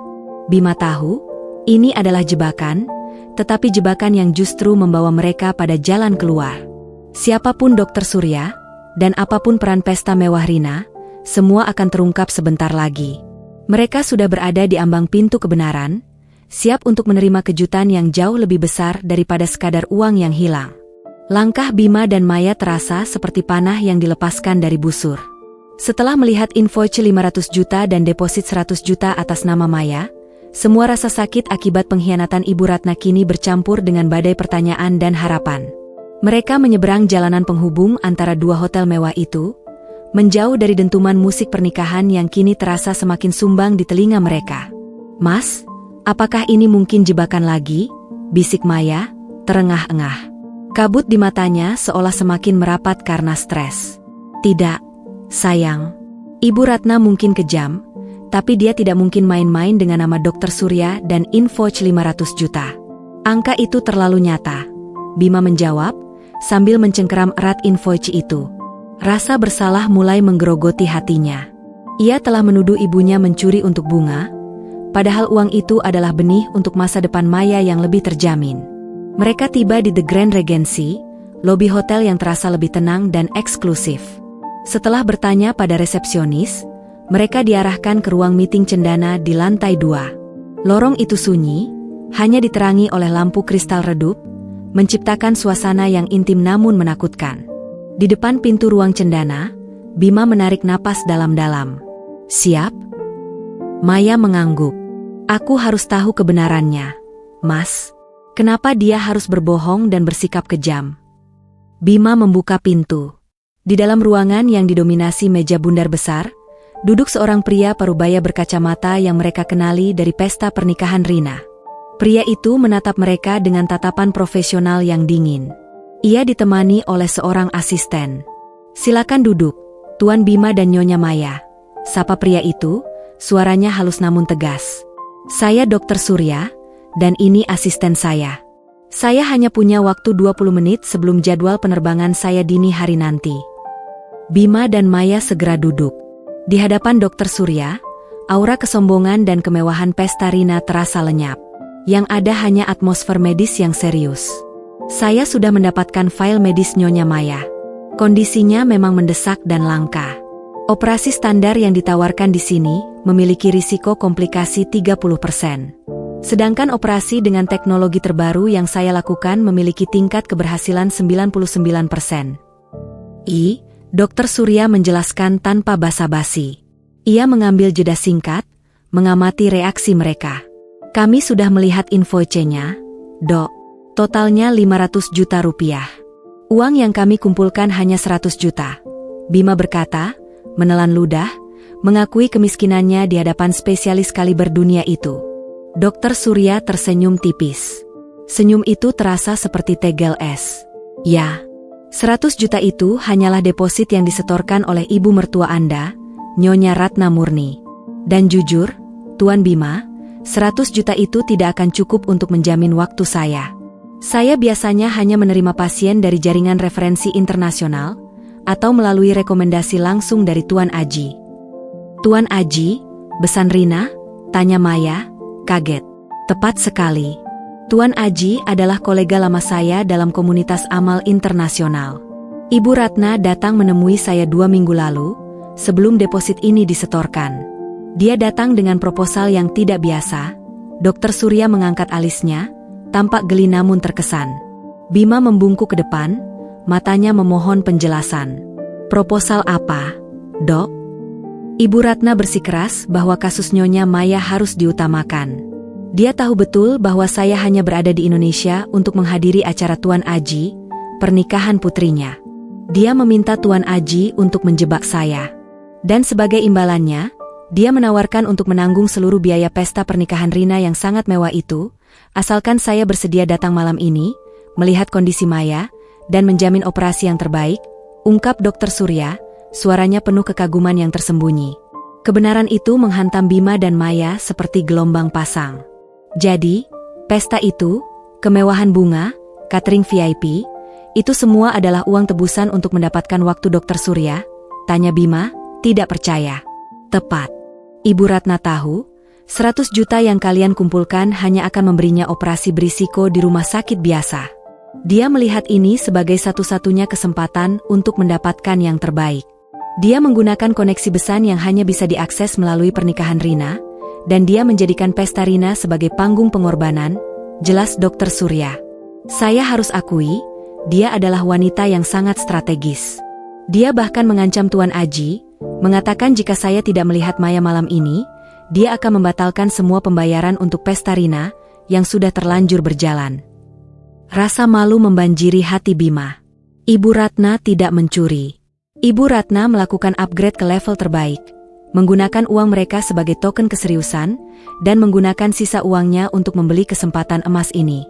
Ia telah menghina ibunya, menuduhnya egois dan jahat, padahal ibunya sedang memainkan catur strategi yang jauh lebih rumit demi menyelamatkan Maya. Maya menutup wajahnya dengan kedua tangan. Tapi kenapa dia harus berbohong? Dok, kenapa dia harus bersikap kejam dan mengatakan uang itu untuk bunga, dan operasi saya remeh? Dr. Surya menghela napas. Saya tidak tahu soal itu. Mungkin dia tidak ingin kalian menolak operasinya yang sangat mahal ini, atau mungkin dia punya rencana lain untuk menutupi sisa biaya 400 juta rupiah yang belum lunas. Keheningan kembali melanda ruang cendana. Bima menatap invoice itu lagi. 100 juta sudah dibayar. Sisa 400 juta. Dari mana Ibu Ratna akan mendapatkan sisa dana yang jumlahnya fantastis itu? Apalagi setelah Ibu Ratna membayar seluruh pesta Rina? Pesta yang mereka lihat tadi pasti menghabiskan ratusan juta. Tepat pada saat Dr. Surya baru saja selesai menjelaskan bahwa ia tidak bisa melanjutkan tanpa jaminan sisa pembayaran, pintu ruang meeting cendana terbuka perlahan. Berdiri di ambang pintu, dengan gaun sutra mewahnya yang masih berkilauan dan wajah yang sudah bersih dari topeng senyum palsu pesta, adalah Ibu Ratna. Wajahnya kini terlihat lelah, matanya memancarkan ketegasan, tetapi ada setitik kesedihan yang tak terhindarkan. Beliau melangkah masuk, menutup pintu di belakangnya, mengisolasi ruangan itu dari dunia luar. Pertemuan ini sudah diatur olehnya, dan kini, ia siap menghadapi konsekuensinya. Terima kasih, Dr. Surya. Anda bisa beristirahat sekarang. Sisanya, biar saya yang jelaskan, kata Ibu Ratna, bicaranya tenang dan terkontrol. Dr. Surya mengangguk hormat, seolah menghargai strategi Ibu Ratna. Baik, Nyonya Ratna. Saya harap Anda berhasil meyakinkan putra dan menantu Anda. Saya akan menunggu konfirmasi pelunasan sebelum pagi. Dr. Surya dan asistennya meninggalkan ruangan, meninggalkan Bima, Maya, dan Ibu Ratna dalam keheningan yang mencekik. Bima menatap ibunya, matanya dipenuhi air mata dan rasa bersalah yang tak terhingga. Ia ingin meminta maaf, tetapi kata-katanya tertahan di tenggorokan. Ibu Ratna berjalan mendekat, menatap lurus ke mata Maya yang masih diselimuti kabut. Ibu tidak mau kau buta, Nak, ujar Ibu Ratna, suaranya sangat lirih, Sebuah suara yang belum pernah didengar Bima dan Maya. Operasi ini yang terbaik. Dan ibu harus memastikan kau mendapatkannya. Bima akhirnya menemukan suaranya. Bu, mengapa ibu harus berbohong sekejam itu? Mengapa ibu menghina kami? Kami pikir ibu mencuri uang untuk bunga. Ibu Ratna memejamkan mata sejenak, seolah mengumpulkan kekuatan untuk membuka tabir rahasia yang ia sembunyikan selama ini. Dengar baik-baik, Bima. Ada alasan mengapa ibu harus membuat kalian membenci ibu, dan alasan mengapa pesta Rina harus menjadi begitu mewah, kata Ibu Ratna, dan penjelasannya ini akan menjadi inti dari plot twist yang mengejutkan. Ia kini siap mengungkapkan pengorbanan yang jauh lebih besar daripada sekadar uang 100 juta. Ruangan meeting cendana terasa sunyi senyap, keheningan yang lebih mencekik daripada gemuruh orkestra di pesta pernikahan Rina. Di hadapan Bima dan Maya, berdiri Ibu Ratna, bukan sebagai ibu mertua yang angkuh, tetapi sebagai seorang wanita yang memanggul beban rahasia yang hampir meruntuhkannya. Gaun sutranya yang mewah tampak kontras dengan sorot matanya yang kini memancarkan kejujuran dan kelelahan. Duduklah, Bima. Maya, perintah Ibu Ratna, suaranya kini tenang, tanpa ada nada ancaman. Ibu tahu, kalian pasti berpikir ibu ini monster. Ibu tahu, kata-kata ibu di pesta tadi sangat melukai kalian. Tapi percayalah, ibu harus melakukannya. Bima menarik napas dalam, masih diliputi rasa bersalah yang menusuk. Bu, kami sudah melihat info Dr. Surya. Deposit 100 juta itu uang kami, dan ibu membayarnya. Kami sudah salah menuduh ibu mencuri untuk bunga. Tapi, mengapa ibu harus berbohong dan bersikap sekejam itu? Mengapa ibu bilang operasi Maya itu remeh? Ibu Ratna berjalan perlahan, duduk di kursi seberang mereka. Ia menatap Maya, tatapan yang kini bukan lagi cemoohan, melainkan semacam permohonan maaf tanpa kata. Ibu Ratna melakukan itu karena ibu mengenal kalian berdua. Bima, ujar Ibu Ratna, suaranya bergetar sedikit. Kalian berdua adalah anak yang terlalu baik, terlalu peduli pada uang dan pengorbanan. Saat ibu tahu bahwa operasi terbaik Maya membutuhkan 500 juta, ibu sadar, kalian pasti akan menolak. Tentu saja kami akan menolak. Bu, 500 juta itu terlalu besar. Itu bisa untuk membeli rumah. Sela Bima. Tepat. Ibu Ratna memotong cepat. Dan ibu tidak mau itu terjadi. Ibu tidak mau Maya memilih operasi yang berisiko 30% hanya karena alasan uang. Ibu tidak mau penglihatan Maya menjadi uang taruhan hanya demi menenangkan pikiran kalian. Ibu sudah melihat penderitaan Maya selama berbulan-bulan, Bima. Ibu tidak mau melihat Maya buta hanya karena kalian berdua terlalu bermoral tinggi untuk menerima bantuan. Maya menunduk, kata-kata Ibu Ratna menusuk tepat di ulu hatinya. Itu benar. Jika Ibu Ratna jujur dan menawarkan operasi 500 juta, Bima dan Maya pasti akan menolak. Merasa tidak sanggup membalas budi dan tak tega Ibu Ratna menanggung beban sebesar itu. Ibu tahu, jika ibu jujur dan meminta restu kalian pasti akan menolak. Atau kalian akan berusaha keras mencari pinjaman yang justru akan membebani masa depan kalian. Tapi jika Ibu Ratna mencurinya, dan mengklaim itu untuk ambisi ibu sendiri, maka kalian hanya akan fokus pada kemarahan dan merebut kembali hak kalian. Itu akan membuat kalian berdua berjuang untuk operasi itu tanpa memikirkan beban ibu. Jelas Ibu Ratna, seolah menjelaskan sebuah teori fisika yang kompleks. Dan hinaan di pesta, itu adalah perisai, lanjut Ibu Ratna. Ibu tahu kalian akan konfrontasi. Ibu perlu mengusir kalian sekejam mungkin, agar kalian tetap berada di sudut ballroom. Ibu butuh Tuan Aji dan Dr. Surya melihat drama itu, Bima. Agar mereka melihat betapa putus asanya ibu, dan betapa nothing tulus-nya ibu. Itu adalah tekanan psikologis yang ibu gunakan pada Tuan Aji, agar ia benar-benar memastikan Dr. Surya tidak kabur sebelum bertemu Maya. Bima menarik napas dalam-dalam. Strategi itu sungguh licik dan brilian sekaligus. Ibu Ratna merelakan harga dirinya dihancurkan demi menyelamatkan Maya. Ia merelakan diri dicap egois dan pencuri demi mendapatkan slot konsultasi yang mustahil. Tapi Bu, sisa 400 juta itu bagaimana? Ibu sudah membayar seluruh pesta Rina yang luar biasa mahal itu. Kami tahu Ibu Ratna mengeluarkan uang ratusan juta untuk pesta tadi. Tanya Bima, suaranya tercekat. Ini adalah simpul terakhir yang harus dipecahkan. Ibu Ratna menatap mereka, air mata mulai menggenang di matanya, air mata yang selama ini tersembunyi di balik topeng kesombongannya. Pesta Rina memang mahal, Bima. Ibu bayar semuanya. Bunga, catering VIP, venue. Itu semua perlu, karena ibu perlu mempersembahkan sesuatu kepada Tuan Aji agar Dr. Surya datang. Ibu Ratna mengakui. Tapi uangnya bukan dari kalian, Nak. Uang 100 juta kalian hanya deposit operasi Maya. Ibu tidak menyentuh uang kalian untuk pesta Rina. Lalu dari mana, Bu?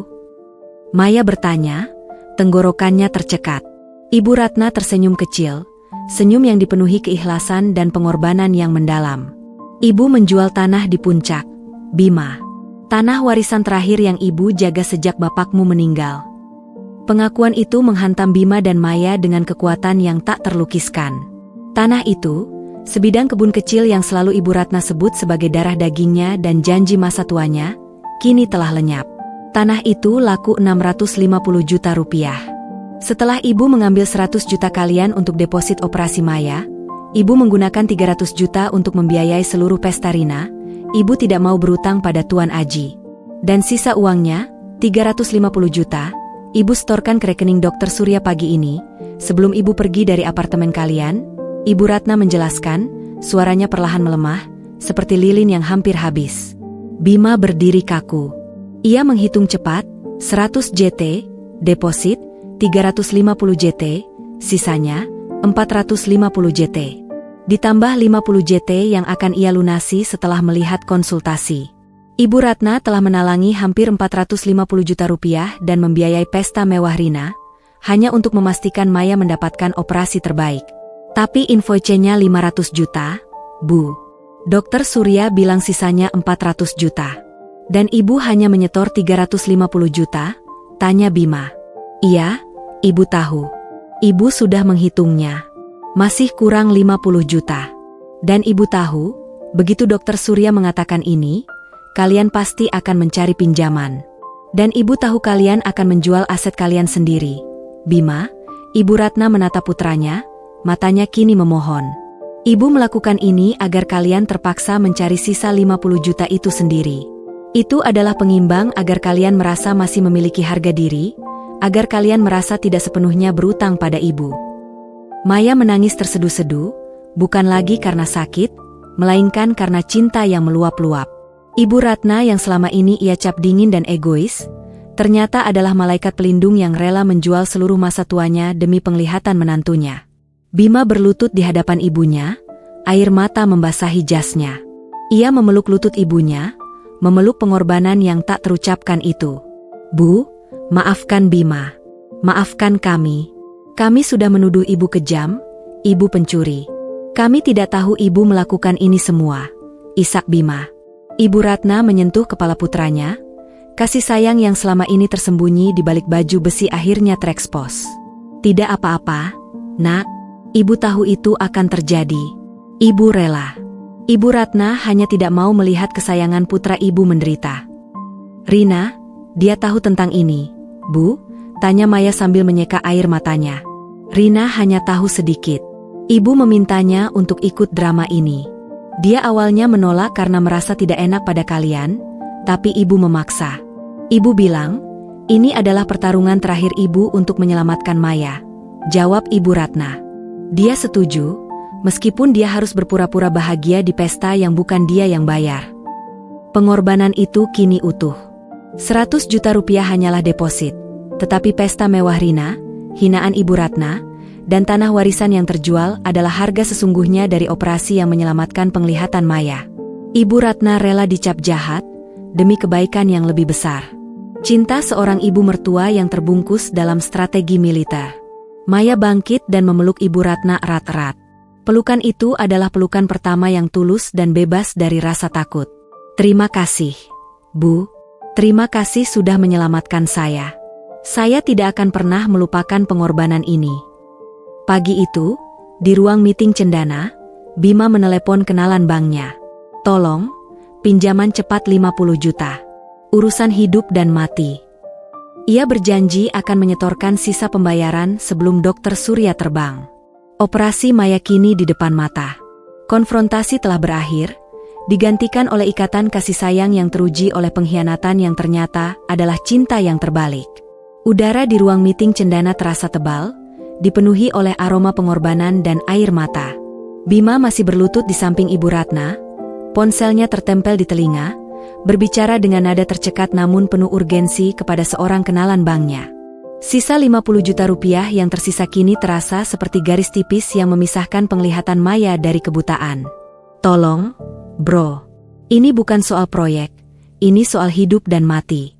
Aku butuh pinjaman personal 50 juta rupiah, cash dan transfer paling lambat 1 jam dari sekarang.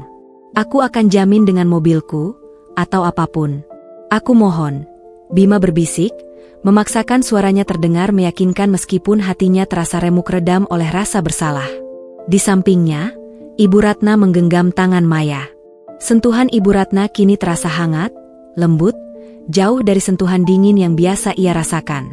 Maafkan Ibu, Nak. Ibu tahu, Ibu seharusnya jujur sejak awal. Tapi Ibu takut kalian berdua akan menolak, dan Ibu takut operasi standar itu gagal. Bisik Ibu Ratna, matanya menatap Maya dengan ketulusan yang belum pernah ada. Ibu sudah melihatmu seperti anak sendiri, Maya. Melihatmu menahan sakit itu, rasanya seperti pedang yang menusuk Ibu setiap hari. Ibu, tolong jangan bicara begitu. Kami yang seharusnya minta maaf. Kami menuduh Ibu kejam. Kami tidak menyadari besarnya cinta Ibu. Jawab Maya, air matanya menetes lagi, membasahi tangan Ibu Ratna. Ibu tahu kalian mencintai Ibu, Nak. Ibu tahu Bima menyayangi Ibu. Tapi Ibu juga tahu Bima tidak akan pernah bisa melawan Ibu di depan umum. Dan itulah lubang strategi yang Ibu gunakan. Ibu harus jadi penjahat, agar kalian mau menerima operasi terbaik.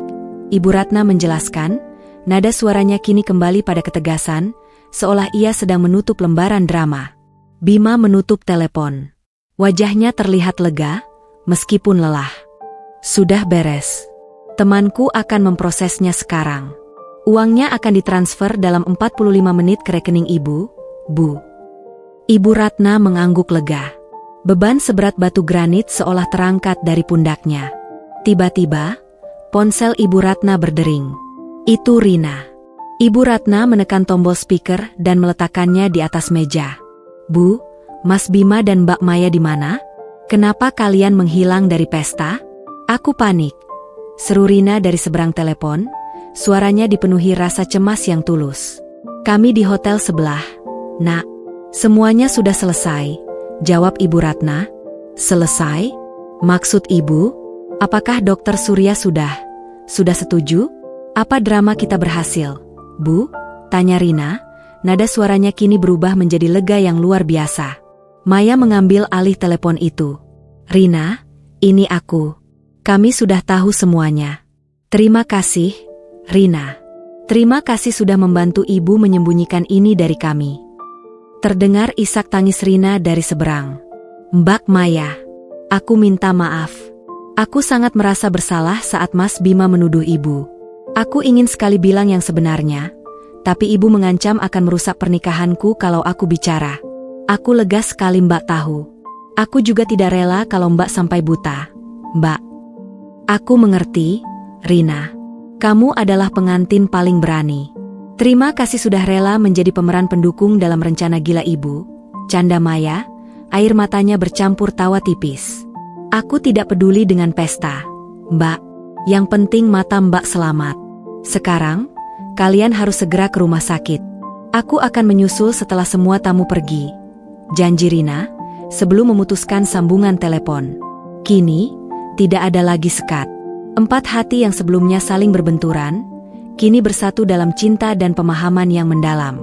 Kebencian yang dirasakan Bima dan Maya terhadap Ibu Ratna telah mencair, digantikan oleh kekaguman dan rasa terima kasih yang tak terbatas. Waktu terasa berjalan sangat lambat, namun pada pukul 1.30 dini hari, notifikasi transfer masuk berbunyi di ponsel Ibu Ratna. 50 juta rupiah, sisa dari total 500 juta, sudah lunas. Ibu Ratna segera menelepon asisten Dokter Surya. Nyonya, dana sudah lunas 500 juta rupiah. Kami mohon, jaga slot operasi Maya. Asisten Dokter Surya menjawab dengan nada lega. Baik, Nyonya Ratna, Dokter Surya sudah ada di bandara, tapi kami sudah menerima konfirmasi transfer. Kami sudah menjadwalkan Maya untuk operasi pagi ini pukul 8. Kami tunggu Nyonya Maya di Rumah Sakit Internasional jam 6 untuk pre-op check-in. Kabar itu terasa seperti embun segar di tengah padang pasir. Operasi itu akan terjadi.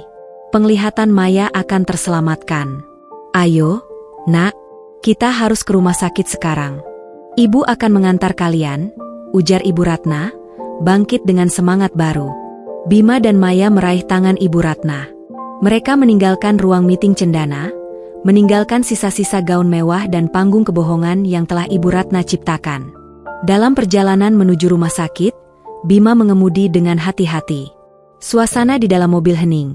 Namun bukan lagi hening yang tegang, melainkan hening yang damai, dipenuhi keakraban dan penyesalan yang manis.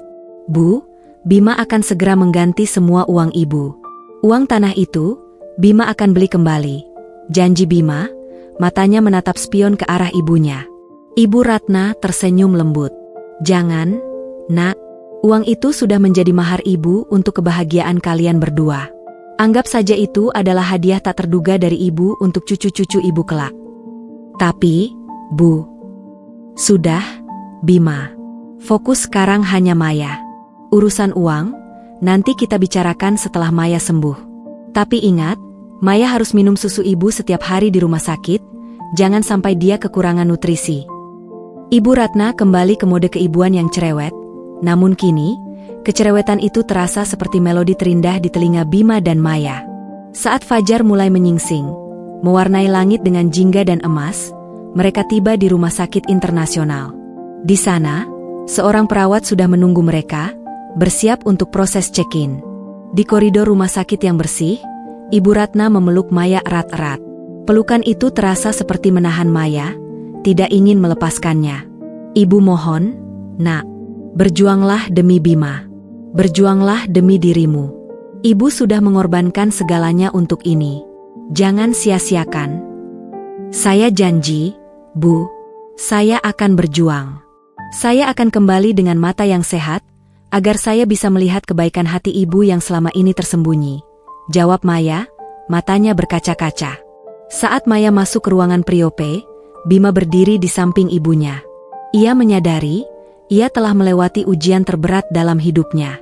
Ujian yang tidak menguji kekuatannya, melainkan menguji pemahamannya terhadap cinta seorang ibu. Ibu Ratna adalah wanita yang rumit, yang memilih cara yang keras dan menyakitkan untuk menunjukkan kasih sayangnya. Semua akan baik-baik saja, Nak, bisik Ibu Ratna, suaranya penuh keyakinan. Bima mengangguk. Ia tahu, setelah pengorbanan sebesar itu, Tuhan pasti akan membalas kebaikan ibunya dengan kesembuhan untuk Maya. Waktu di ruang tunggu operasi terasa berjalan dengan kecepatan yang menyiksa, seolah ditarik ulur oleh tali tak kasat mata. Bima dan Ibu Ratna duduk bersebelahan di kursi tunggu yang steril dan dingin, di luar pintu baja besar tempat Maya kini berada. Jam dinding di atas kepala mereka seolah bergerak dengan sengaja sangat lambat. Ibu Ratna, yang semalam terlihat seperti komandan yang gigih, kini terlihat seperti sehelai daun yang rapuh. Wajahnya pucat, semua riasan pesta Rina telah hilang, menyisakan kerutan halus di sudut matanya yang menunjukkan kekhawatiran yang nyata. Ibu seharusnya istirahat. Semalam ibu tidak tidur sama sekali. Bima berbisik, memecah keheningan yang menyesakkan itu. Ibu Ratna menggeleng. Bagaimana ibu bisa istirahat? Nak, ibu sudah mempertaruhkan segalanya untuk pagi ini. Ibu tidak akan tenang sebelum ibu tahu Maya baik-baik saja. Bima meraih tangan ibunya yang dingin dan menggenggamnya erat. Terima kasih, Bu. Terima kasih untuk segalanya. Bima sungguh malu karena telah menghakimi ibu, bahkan di tengah pesta Rina. SSTTT. Jangan katakan itu lagi, Bima. Ibu Ratna membalas genggaman tangannya. Ibu memang pantas dihakimi. Ibu sudah memilih jalan yang paling menyakitkan bagi kalian. Tapi ibu harus melakukannya karena ibu takut. Nak, ibu sangat takut. Takut kenapa, Bu? Bukankah ibu selalu terlihat tidak pernah takut pada apapun? Tanya Bima, melihat sisi ibunya yang belum pernah ia lihat. Ibu Ratna menghela napas panjang, seolah melepaskan kabut tebal yang menutupi masa lalunya. Kau tahu, Bima, kakekmu meninggal karena pengobatan yang paling murah. Dokter bilang, jika ia memilih operasi yang lebih mahal, ia pasti selamat. Tapi nenekmu menolak karena tidak punya uang, dan nenekmu menanggung rasa bersalah itu seumur hidup. Air mata Ibu Ratna menetes, membasahi tangannya.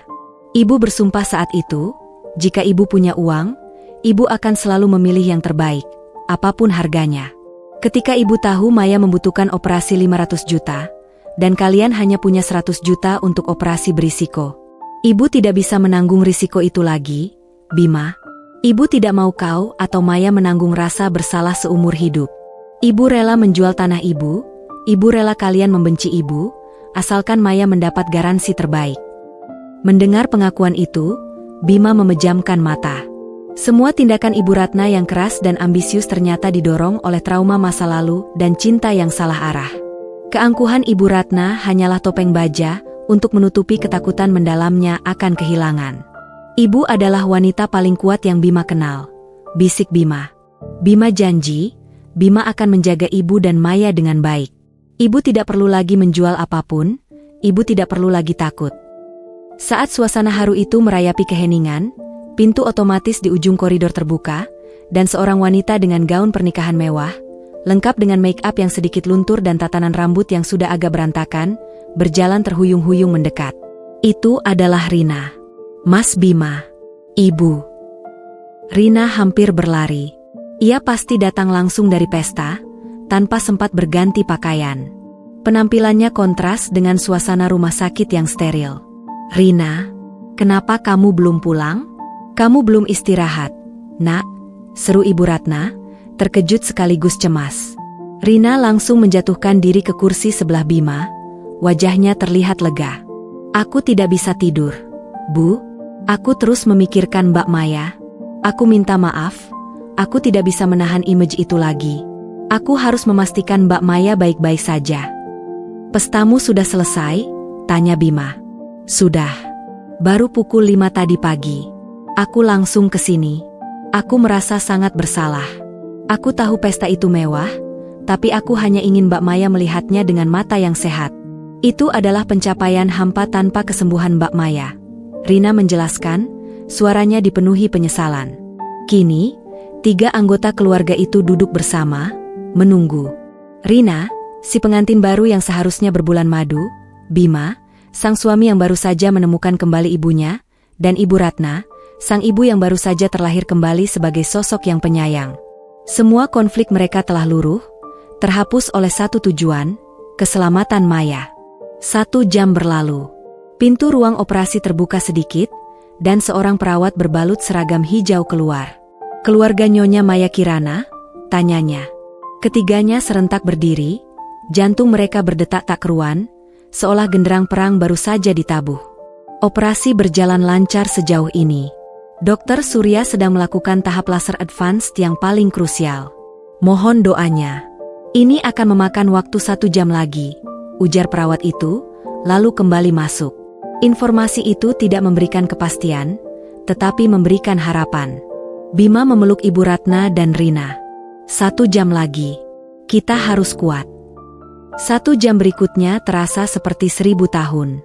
Ibu Ratna tak henti-hentinya berdoa, Rina menggigit bibirnya, dan Bima berjalan mondar-mandir, energinya yang tadinya penuh amarah kini terkuras habis, digantikan oleh kecemasan murni.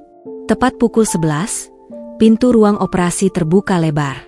Dokter Surya keluar, wajahnya tertutup masker, tetapi matanya memancarkan kelelahan yang puas. Mereka bertiga bergegas maju, seolah tertarik magnet yang tak terlihat. Dokter, bagaimana? Tanya Bima, suaranya tercekat. Dokter Surya melepaskan maskernya, tersenyum. Senyum itu, bagi mereka, adalah cahaya terindah di dunia. Operasi berjalan sangat sukses. Teknologi advance laser terapi bekerja dengan sempurna. Karena tindakan diambil dengan cepat dan menggunakan teknologi terbaik, kami berhasil memulihkan kondisi retina secara total.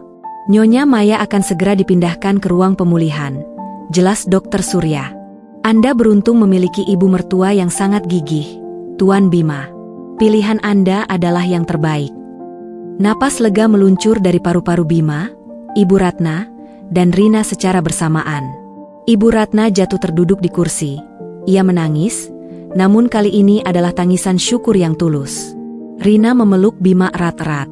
Konflik yang mereka lalui, semua uang yang dikorbankan, semua rasa sakit akibat pengkhianatan, kini terbayar lunas. Terima kasih, dokter. Terima kasih banyak. Bima menjabat tangan Dokter Surya berkali-kali. Tak lama kemudian, Maya dibawa keluar di atas tempat tidur dorong. Wajahnya terlihat pucat, matanya tertutup perban steril. Namun, ia bernapas dengan tenang.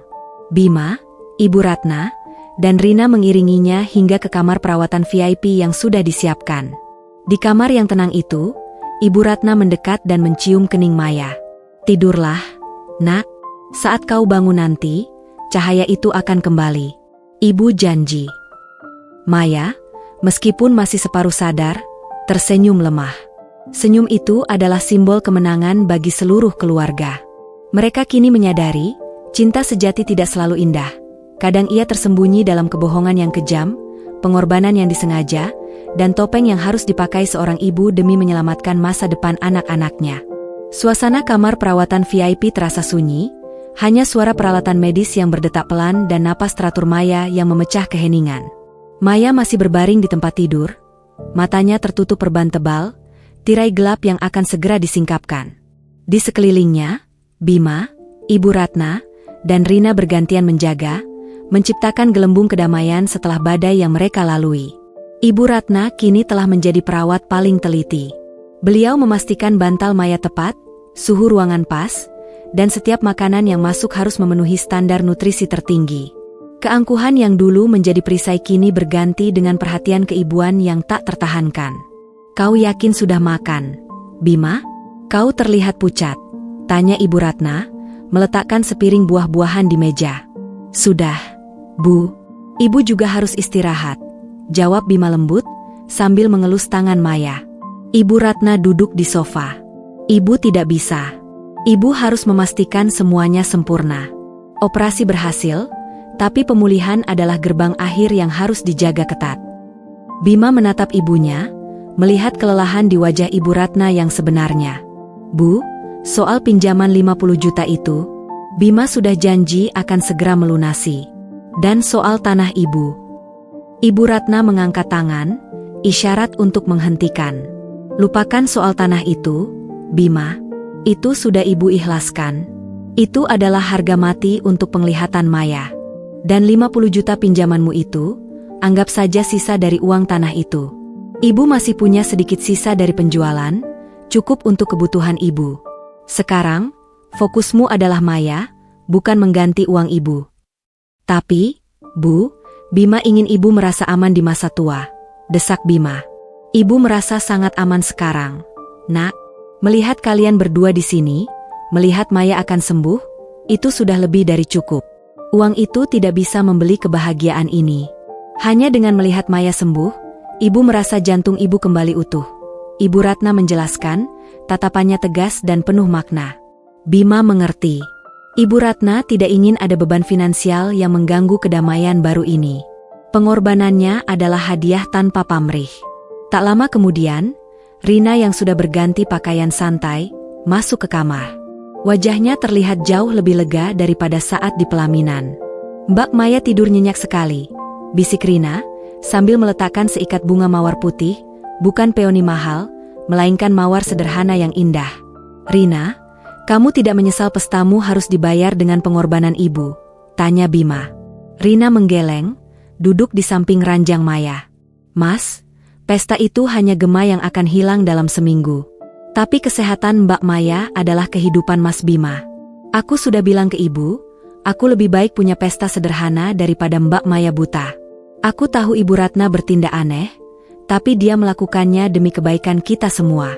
Aku sudah berbicara dengan suamiku, dan dia sangat menghormati keputusan ibu. Kalian berdua adalah adik dan ipar terbaik, kata Bima, merasa bangga pada keluarganya. Suasana tenang ini berlanjut selama 2 hari penuh. Maya berangsur-angsur pulih, meskipun ia masih merasakan sedikit pusing. Bima selalu ada di sampingnya, menceritakan kembali semua yang terjadi, dari penemuan invoice hingga pengorbanan tanah. Maya mendengarkan dengan penuh haru.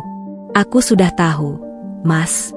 Aku merasakan kehangatan Ibu Ratna saat dia memelukku sebelum aku masuk ruang operasi. Itu bukan pelukan ibu mertua yang kejam, itu pelukan ibu yang takut kehilangan. Bisik Maya, tangannya menyentuh perban di matanya. Aku sangat beruntung, Mas. Aku punya dua malaikat yang berjuang untukku, Mas Bima dan Ibu Ratna. Momen kebenaran yang ditanti. Akhirnya, tiba hari yang paling ditunggu. Pagi itu, Dokter Surya datang sendiri ke kamar perawatan Maya. Bima, Ibu Ratna, dan Rina berkumpul di sisi ranjang. Jantung mereka berdebar kencang, menanti vonis akhir. Nyonya Maya, saya akan melepas perban Anda sekarang. Anda mungkin akan merasa sedikit silau, jadi jangan buka mata terlalu cepat. Instruksi Dokter Surya, suaranya terdengar meyakinkan. Bima meraih tangan Maya. Ibu Ratna berdiri di sisi lain, tangan Rina memeluk bahu Ibu Ratna. Dokter Surya dengan lembut mulai melepaskan perban tebal itu, lapisan demi lapisan.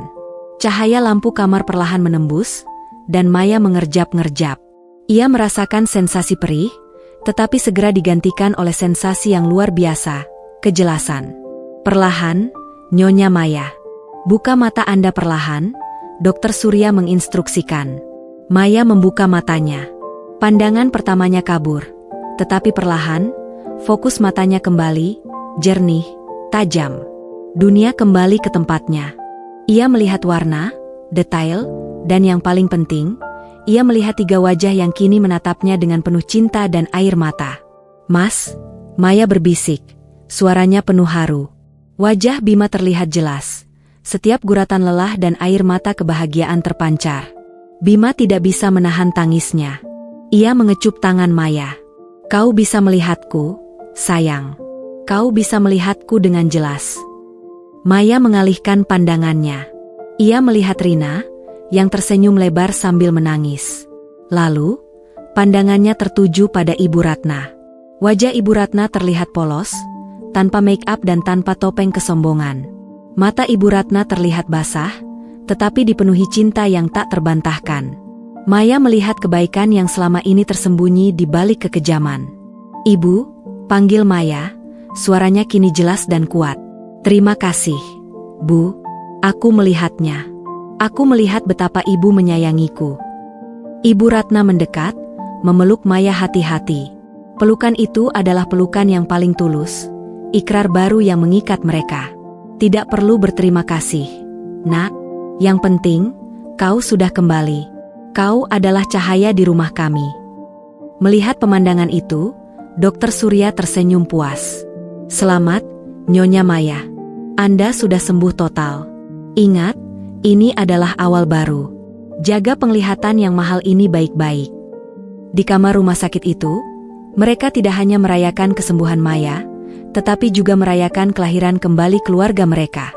Uang 100 juta yang hilang, tanah warisan yang terjual, pesta mewah yang menjadi panggung kebohongan, semua itu kini menjadi kenangan indah tentang bagaimana cinta, meskipun terbungkus dalam strategi yang rumit, akan selalu menemukan jalan untuk menyelamatkan dan menyatukan.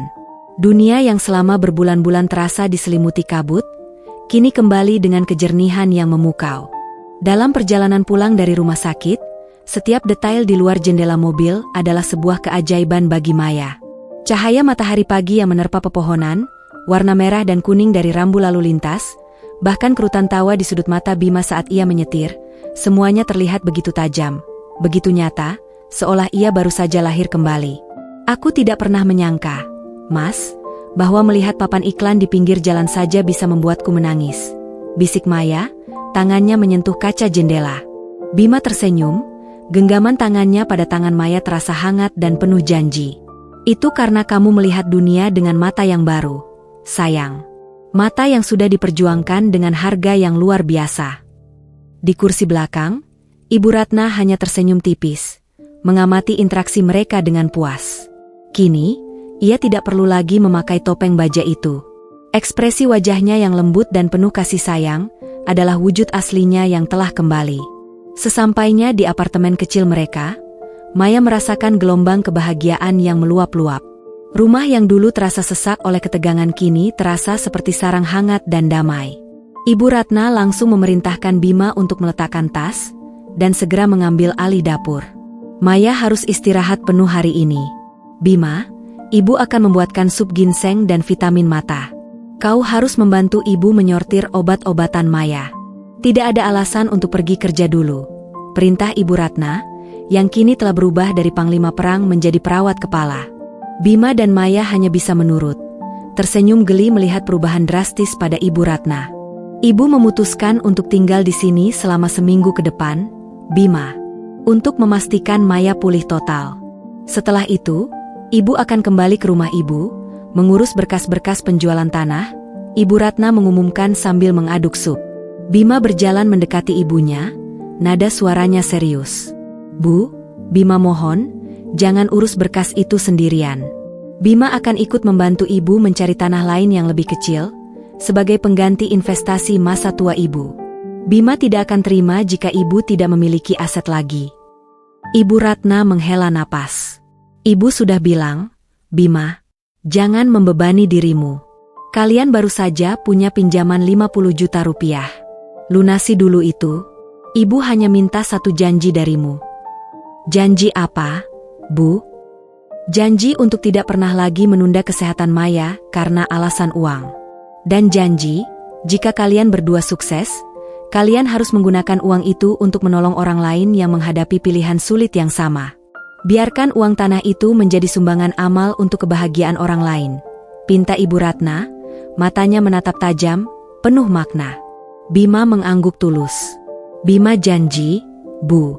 Bima akan melunasi utang Bima, dan Bima akan mewujudkan harapan Ibu Ratna. Maya, yang berbaring di sofa, mendengarkan percakapan itu dengan hati yang penuh. Ia tahu, Ibu Ratna tidak akan pernah menerima uang itu kembali. Cara terbaik untuk membalasnya adalah dengan membuktikan bahwa pengorbanan itu tidak sia-sia, dan dengan meniru semangat kepahlawanan Ibu Ratna. Sore harinya, saat matahari mulai terbenam, Rina datang bersama suaminya, Surya, bukan Dokter Surya. Mereka membawa bingkisan dan tawa. Ini adalah kunjungan pertama Rina, tanpa ada bayang-bayang ketegangan Ibu Ratna. Mbak Maya, aku senang sekali kamu bisa melihat dengan jelas. Seru Rina, memeluk Maya hati-hati. Mas, lihat, Mbak Maya benar-benar kembali. Aku sudah melihat fotomu di pesta. Rina, kamu cantik sekali, meskipun kamu tampak agak tegang. Canda Maya. Rina tertawa, lega. Aku tegang karena takut Ibu Ratna lupa diri dan keceplosan. Tapi syukurlah, semuanya sudah berlalu. Aku sudah bisa bernapas lega. Suamiku dan aku memutuskan untuk liburan sederhana saja. Tanpa kemewahan, uangnya kami tabung. Cukuplah pesta kemarin menjadi pertunjukan terakhir. Percakapan itu mengalir dengan kehangatan dan kejujuran. Rina kini benar-benar menjadi seorang adik yang penuh kasih sayang, bukan lagi saingan Maya. Suaminya, Surya, juga menyalami Bima dan berjanji akan memberikan dukungan penuh pada Bima untuk melunasi pinjaman bank. Malam itu, Ibu Ratna memasak hidangan sup dan beberapa lauk kesukaan Maya. Itu adalah makan malam pertama mereka berlima, Maya, Bima, Ibu Ratna, Rina, dan Surya, setelah semua konflik terpecahkan. Di meja makan yang sederhana, di bawah cahaya lampu yang kini terasa begitu lembut di mata Maya, suasana terasa penuh cinta yang tulus. Maya menatap wajah Ibu Ratna, wajah yang dulu ia takuti dan sangka penuh kejahatan, kini terlihat mulia dan penuh pengorbanan. Bu, aku ingin berterima kasih lagi, kata Maya, bukan hanya karena penglihatan ini, tapi karena pelajaran yang Ibu berikan. Ibu mengajari kami bahwa cinta sejati tidak selalu mudah diucapkan. Kadang, ia harus bersembunyi di balik kebohongan, demi kebaikan yang lebih besar. Ibu Ratna tersenyum, matanya memancarkan kehangatan yang tiada tara. Kau sudah seperti putri ibu sendiri, Nak. Ibu hanya ingin yang terbaik. Sekarang, fokusmu adalah sembuh total, dan setelah itu, kalian harus segera memberi ibu cucu. Itu satu-satunya ganti rugi yang ibu mau. Semua orang tertawa, tawa yang lepas dan tulus. Bima memeluk Maya dari samping. Ia tahu, perjalanan mereka belum selesai. Mereka masih harus bekerja keras melunasi pinjaman 50 juta, dan Bima akan berusaha keras mengembalikan aset Ibu Ratna. Namun, Bima tidak lagi merasa takut. Ia kini memiliki perisai yang jauh lebih kuat dari uang atau kekayaan. Keluarga yang utuh, dipersatukan oleh cinta sejati yang telah teruji. Di tengah kehangatan itu, Maya memejamkan mata sejenak, menikmati kejelasan pandangannya.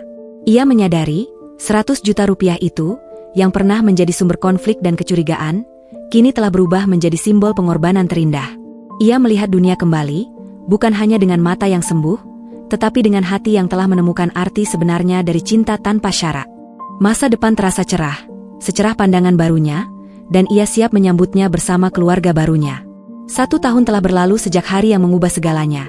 Hari di mana pisau bedah Dr. Surya tidak hanya memperbaiki retina Maya, tetapi juga menyembuhkan luka purba dalam keluarga mereka. Apartemen kecil Bima dan Maya kini terasa lebih cerah.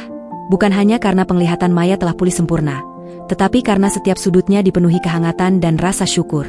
Maya berdiri di balkon, menyiram tanaman hiasnya. Ia bisa melihat setiap detail daun, setiap tetesan air yang jatuh, sebuah pemandangan yang dulu terasa mewah. Operasinya sukses total. Dr. Surya bahkan memujinya sebagai salah satu kasus pemulihan tercepat, berkat tindakan cepat dan teknologi terbaik. Di samping itu, Bima kini menjadi manajer senior di kantornya. Fokus dan disiplin yang ia pelajari saat mati-matian mengumpulkan 100 juta rupiah dan melunasi pinjaman 50 juta rupiah dalam waktu singkat, telah menjadikannya bintang terang di perusahaan. Pinjaman 50 juta itu telah lunas 6 bulan lalu, dan kebebasan finansial yang mereka rasakan kini menjadi bonus atas ketenangan batin. Pemandangan yang indah, sayang, sapa Bima, melingkarkan lengannya di pinggang Maya. Sangat indah, Mas.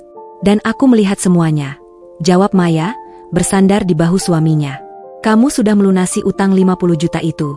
Sekarang, giliran kita melunasi utang budi luhur pada Ibu Ratna. Bima mengangguk. Ia telah berjuang keras. Ia berulang kali menawarkan Ibu Ratna sejumlah uang tunai yang setara dengan harga tanahnya, tetapi Ibu Ratna selalu menolak dengan halus namun tegas. Ibu tidak akan pernah menerimanya. Terakhir kali aku tawarkan, Ibu bilang, uang itu sudah menjadi debu. Bima, fokuslah pada istrimu. Jangan membuat Ibu Ratna harus marah lagi. Bima menirukan nada bicara ibunya, yang kini lebih terdengar lucu daripada mengancam. Meskipun Ibu Ratna menolak, Bima dan Maya membuat janji suci. Setiap tahun, tepat pada tanggal operasi Maya, mereka menyumbangkan 10 juta rupiah ke Yayasan Penelitian Mata, atas nama Ratna Murni. Itu adalah cara mereka menghormati keinginan Ibu Ratna, agar uang itu menjadi amal. Hubungan dengan Ibu Ratna telah berubah total. Ibu Ratna kini tinggal di rumahnya, tetapi beliau datang hampir setiap hari untuk memeriksa Maya, membawa bekal, dan sesekali memarahi Bima jika Bima membiarkan Maya mengangkat barang berat. Hinaan telah berganti dengan perhatian, dan senyum hangat kini adalah bahasa komunikasi utama mereka. Cinta dari ruang pesta. Tiba-tiba, bel pintu berbunyi. Itu Rina dan suaminya, Surya, datang berkunjung. Rina tampak berseri-seri, rumah tangganya stabil dan bahagia, jauh dari tekanan kemewahan palsu yang sempat menyelimutinya. Mbak Maya, kami datang untuk check up bulanan, seru Rina, memeluk Maya. Aku sudah pulih total. Rina, kunjunganmu ini hanya alasan agar kamu bisa makan masakan Ibu Ratna, kan? Goda Maya. Rina tertawa lepas. Tentu saja, tidak ada yang bisa menolak masakan Ibu Ratna, terutama sejak Ibu Ratna menjadi ibu peri yang baik hati. Mereka duduk di ruang tamu, dan Ibu Ratna bergabung, membawa sepoci teh hangat. Suasana terasa sangat santai. Bu, kami berterima kasih lagi atas pesta itu. Ternyata pesta mewah itu justru membawa berkah yang tidak terduga bagi kami. Kami kini menjadi lebih disiplin dan lebih menghargai setiap detik kebersamaan, kata Rina. Pesta itu hanya sebuah strategi. Nak, strategi yang berhasil, Ibu Ratna menjawab sambil menyeruput teh. Ibu sudah tua, dan Ibu tahu cara mendapatkan apa yang Ibu inginkan. Dr. Surya adalah target Ibu, dan pernikahanmu adalah umpan terbaik.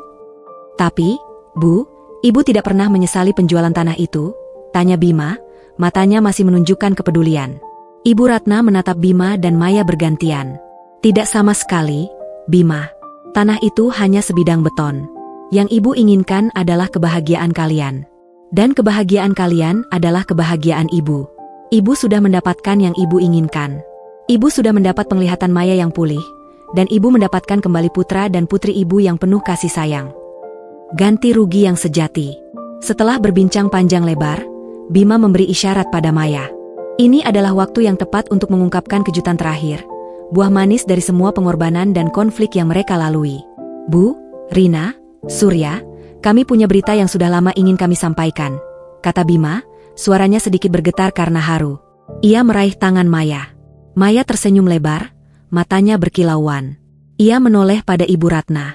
Ibu ingat, Ibu meminta ganti rugi yang Ibu inginkan? Ibu meminta cucu? Tanya Maya lembut. Ibu Ratna mengerutkan kening. Tentu saja Ibu ingat. Itu adalah ganti rugi satu-satunya yang Ibu mau. Maya mengangguk. Baik, Bu.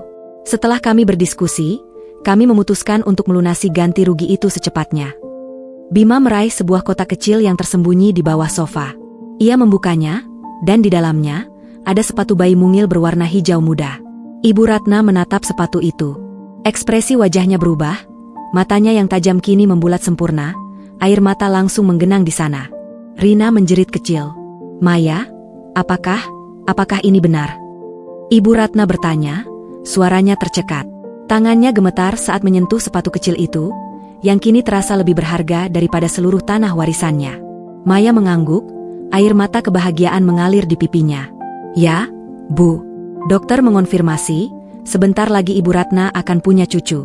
Operasi yang Ibu Ratna biayai telah memberikan kami kesempatan ini. Ibu Ratna tidak berkata-kata lagi. Ia bangkit, berjalan menghampiri Maya, dan memeluk menantunya itu erat-erat. Pelukan itu adalah pelukan yang paling tulus, penuh syukur, dan penuh cinta yang tidak lagi membutuhkan topeng keangkuhan. Terima kasih, Nak. Terima kasih Bima, bisik Ibu Ratna, suara tangisnya kini terdengar jelas. Ini adalah warisan sejati yang Ibu inginkan. Ibu sudah mendapatkan segalanya. Rina dan Surya juga mendekat, memberikan selamat. Ruangan itu dipenuhi oleh melodi kebahagiaan yang manis. Bima menatap Ibu Ratna, yang kini terlihat benar-benar bahagia. Ia tahu, pengorbanan 650 juta rupiah itu tidak sia-sia. Tanah itu mungkin telah hilang, tetapi Ibu Ratna telah mendapatkan kembali keluarganya, dan kini, ia akan segera menjadi seorang nenek. Malam itu, setelah semua orang pulang, Bima dan Maya duduk berdua di sofa. Bima memeluk Maya, tangannya menyentuh perut istrinya. Kita sudah melaluinya, sayang. Kita sudah melewati ujian terberat dalam hidup kita, kata Bima. Ya, Mas. Kita belajar bahwa cinta sejati kadang harus melewati jalan yang menyakitkan.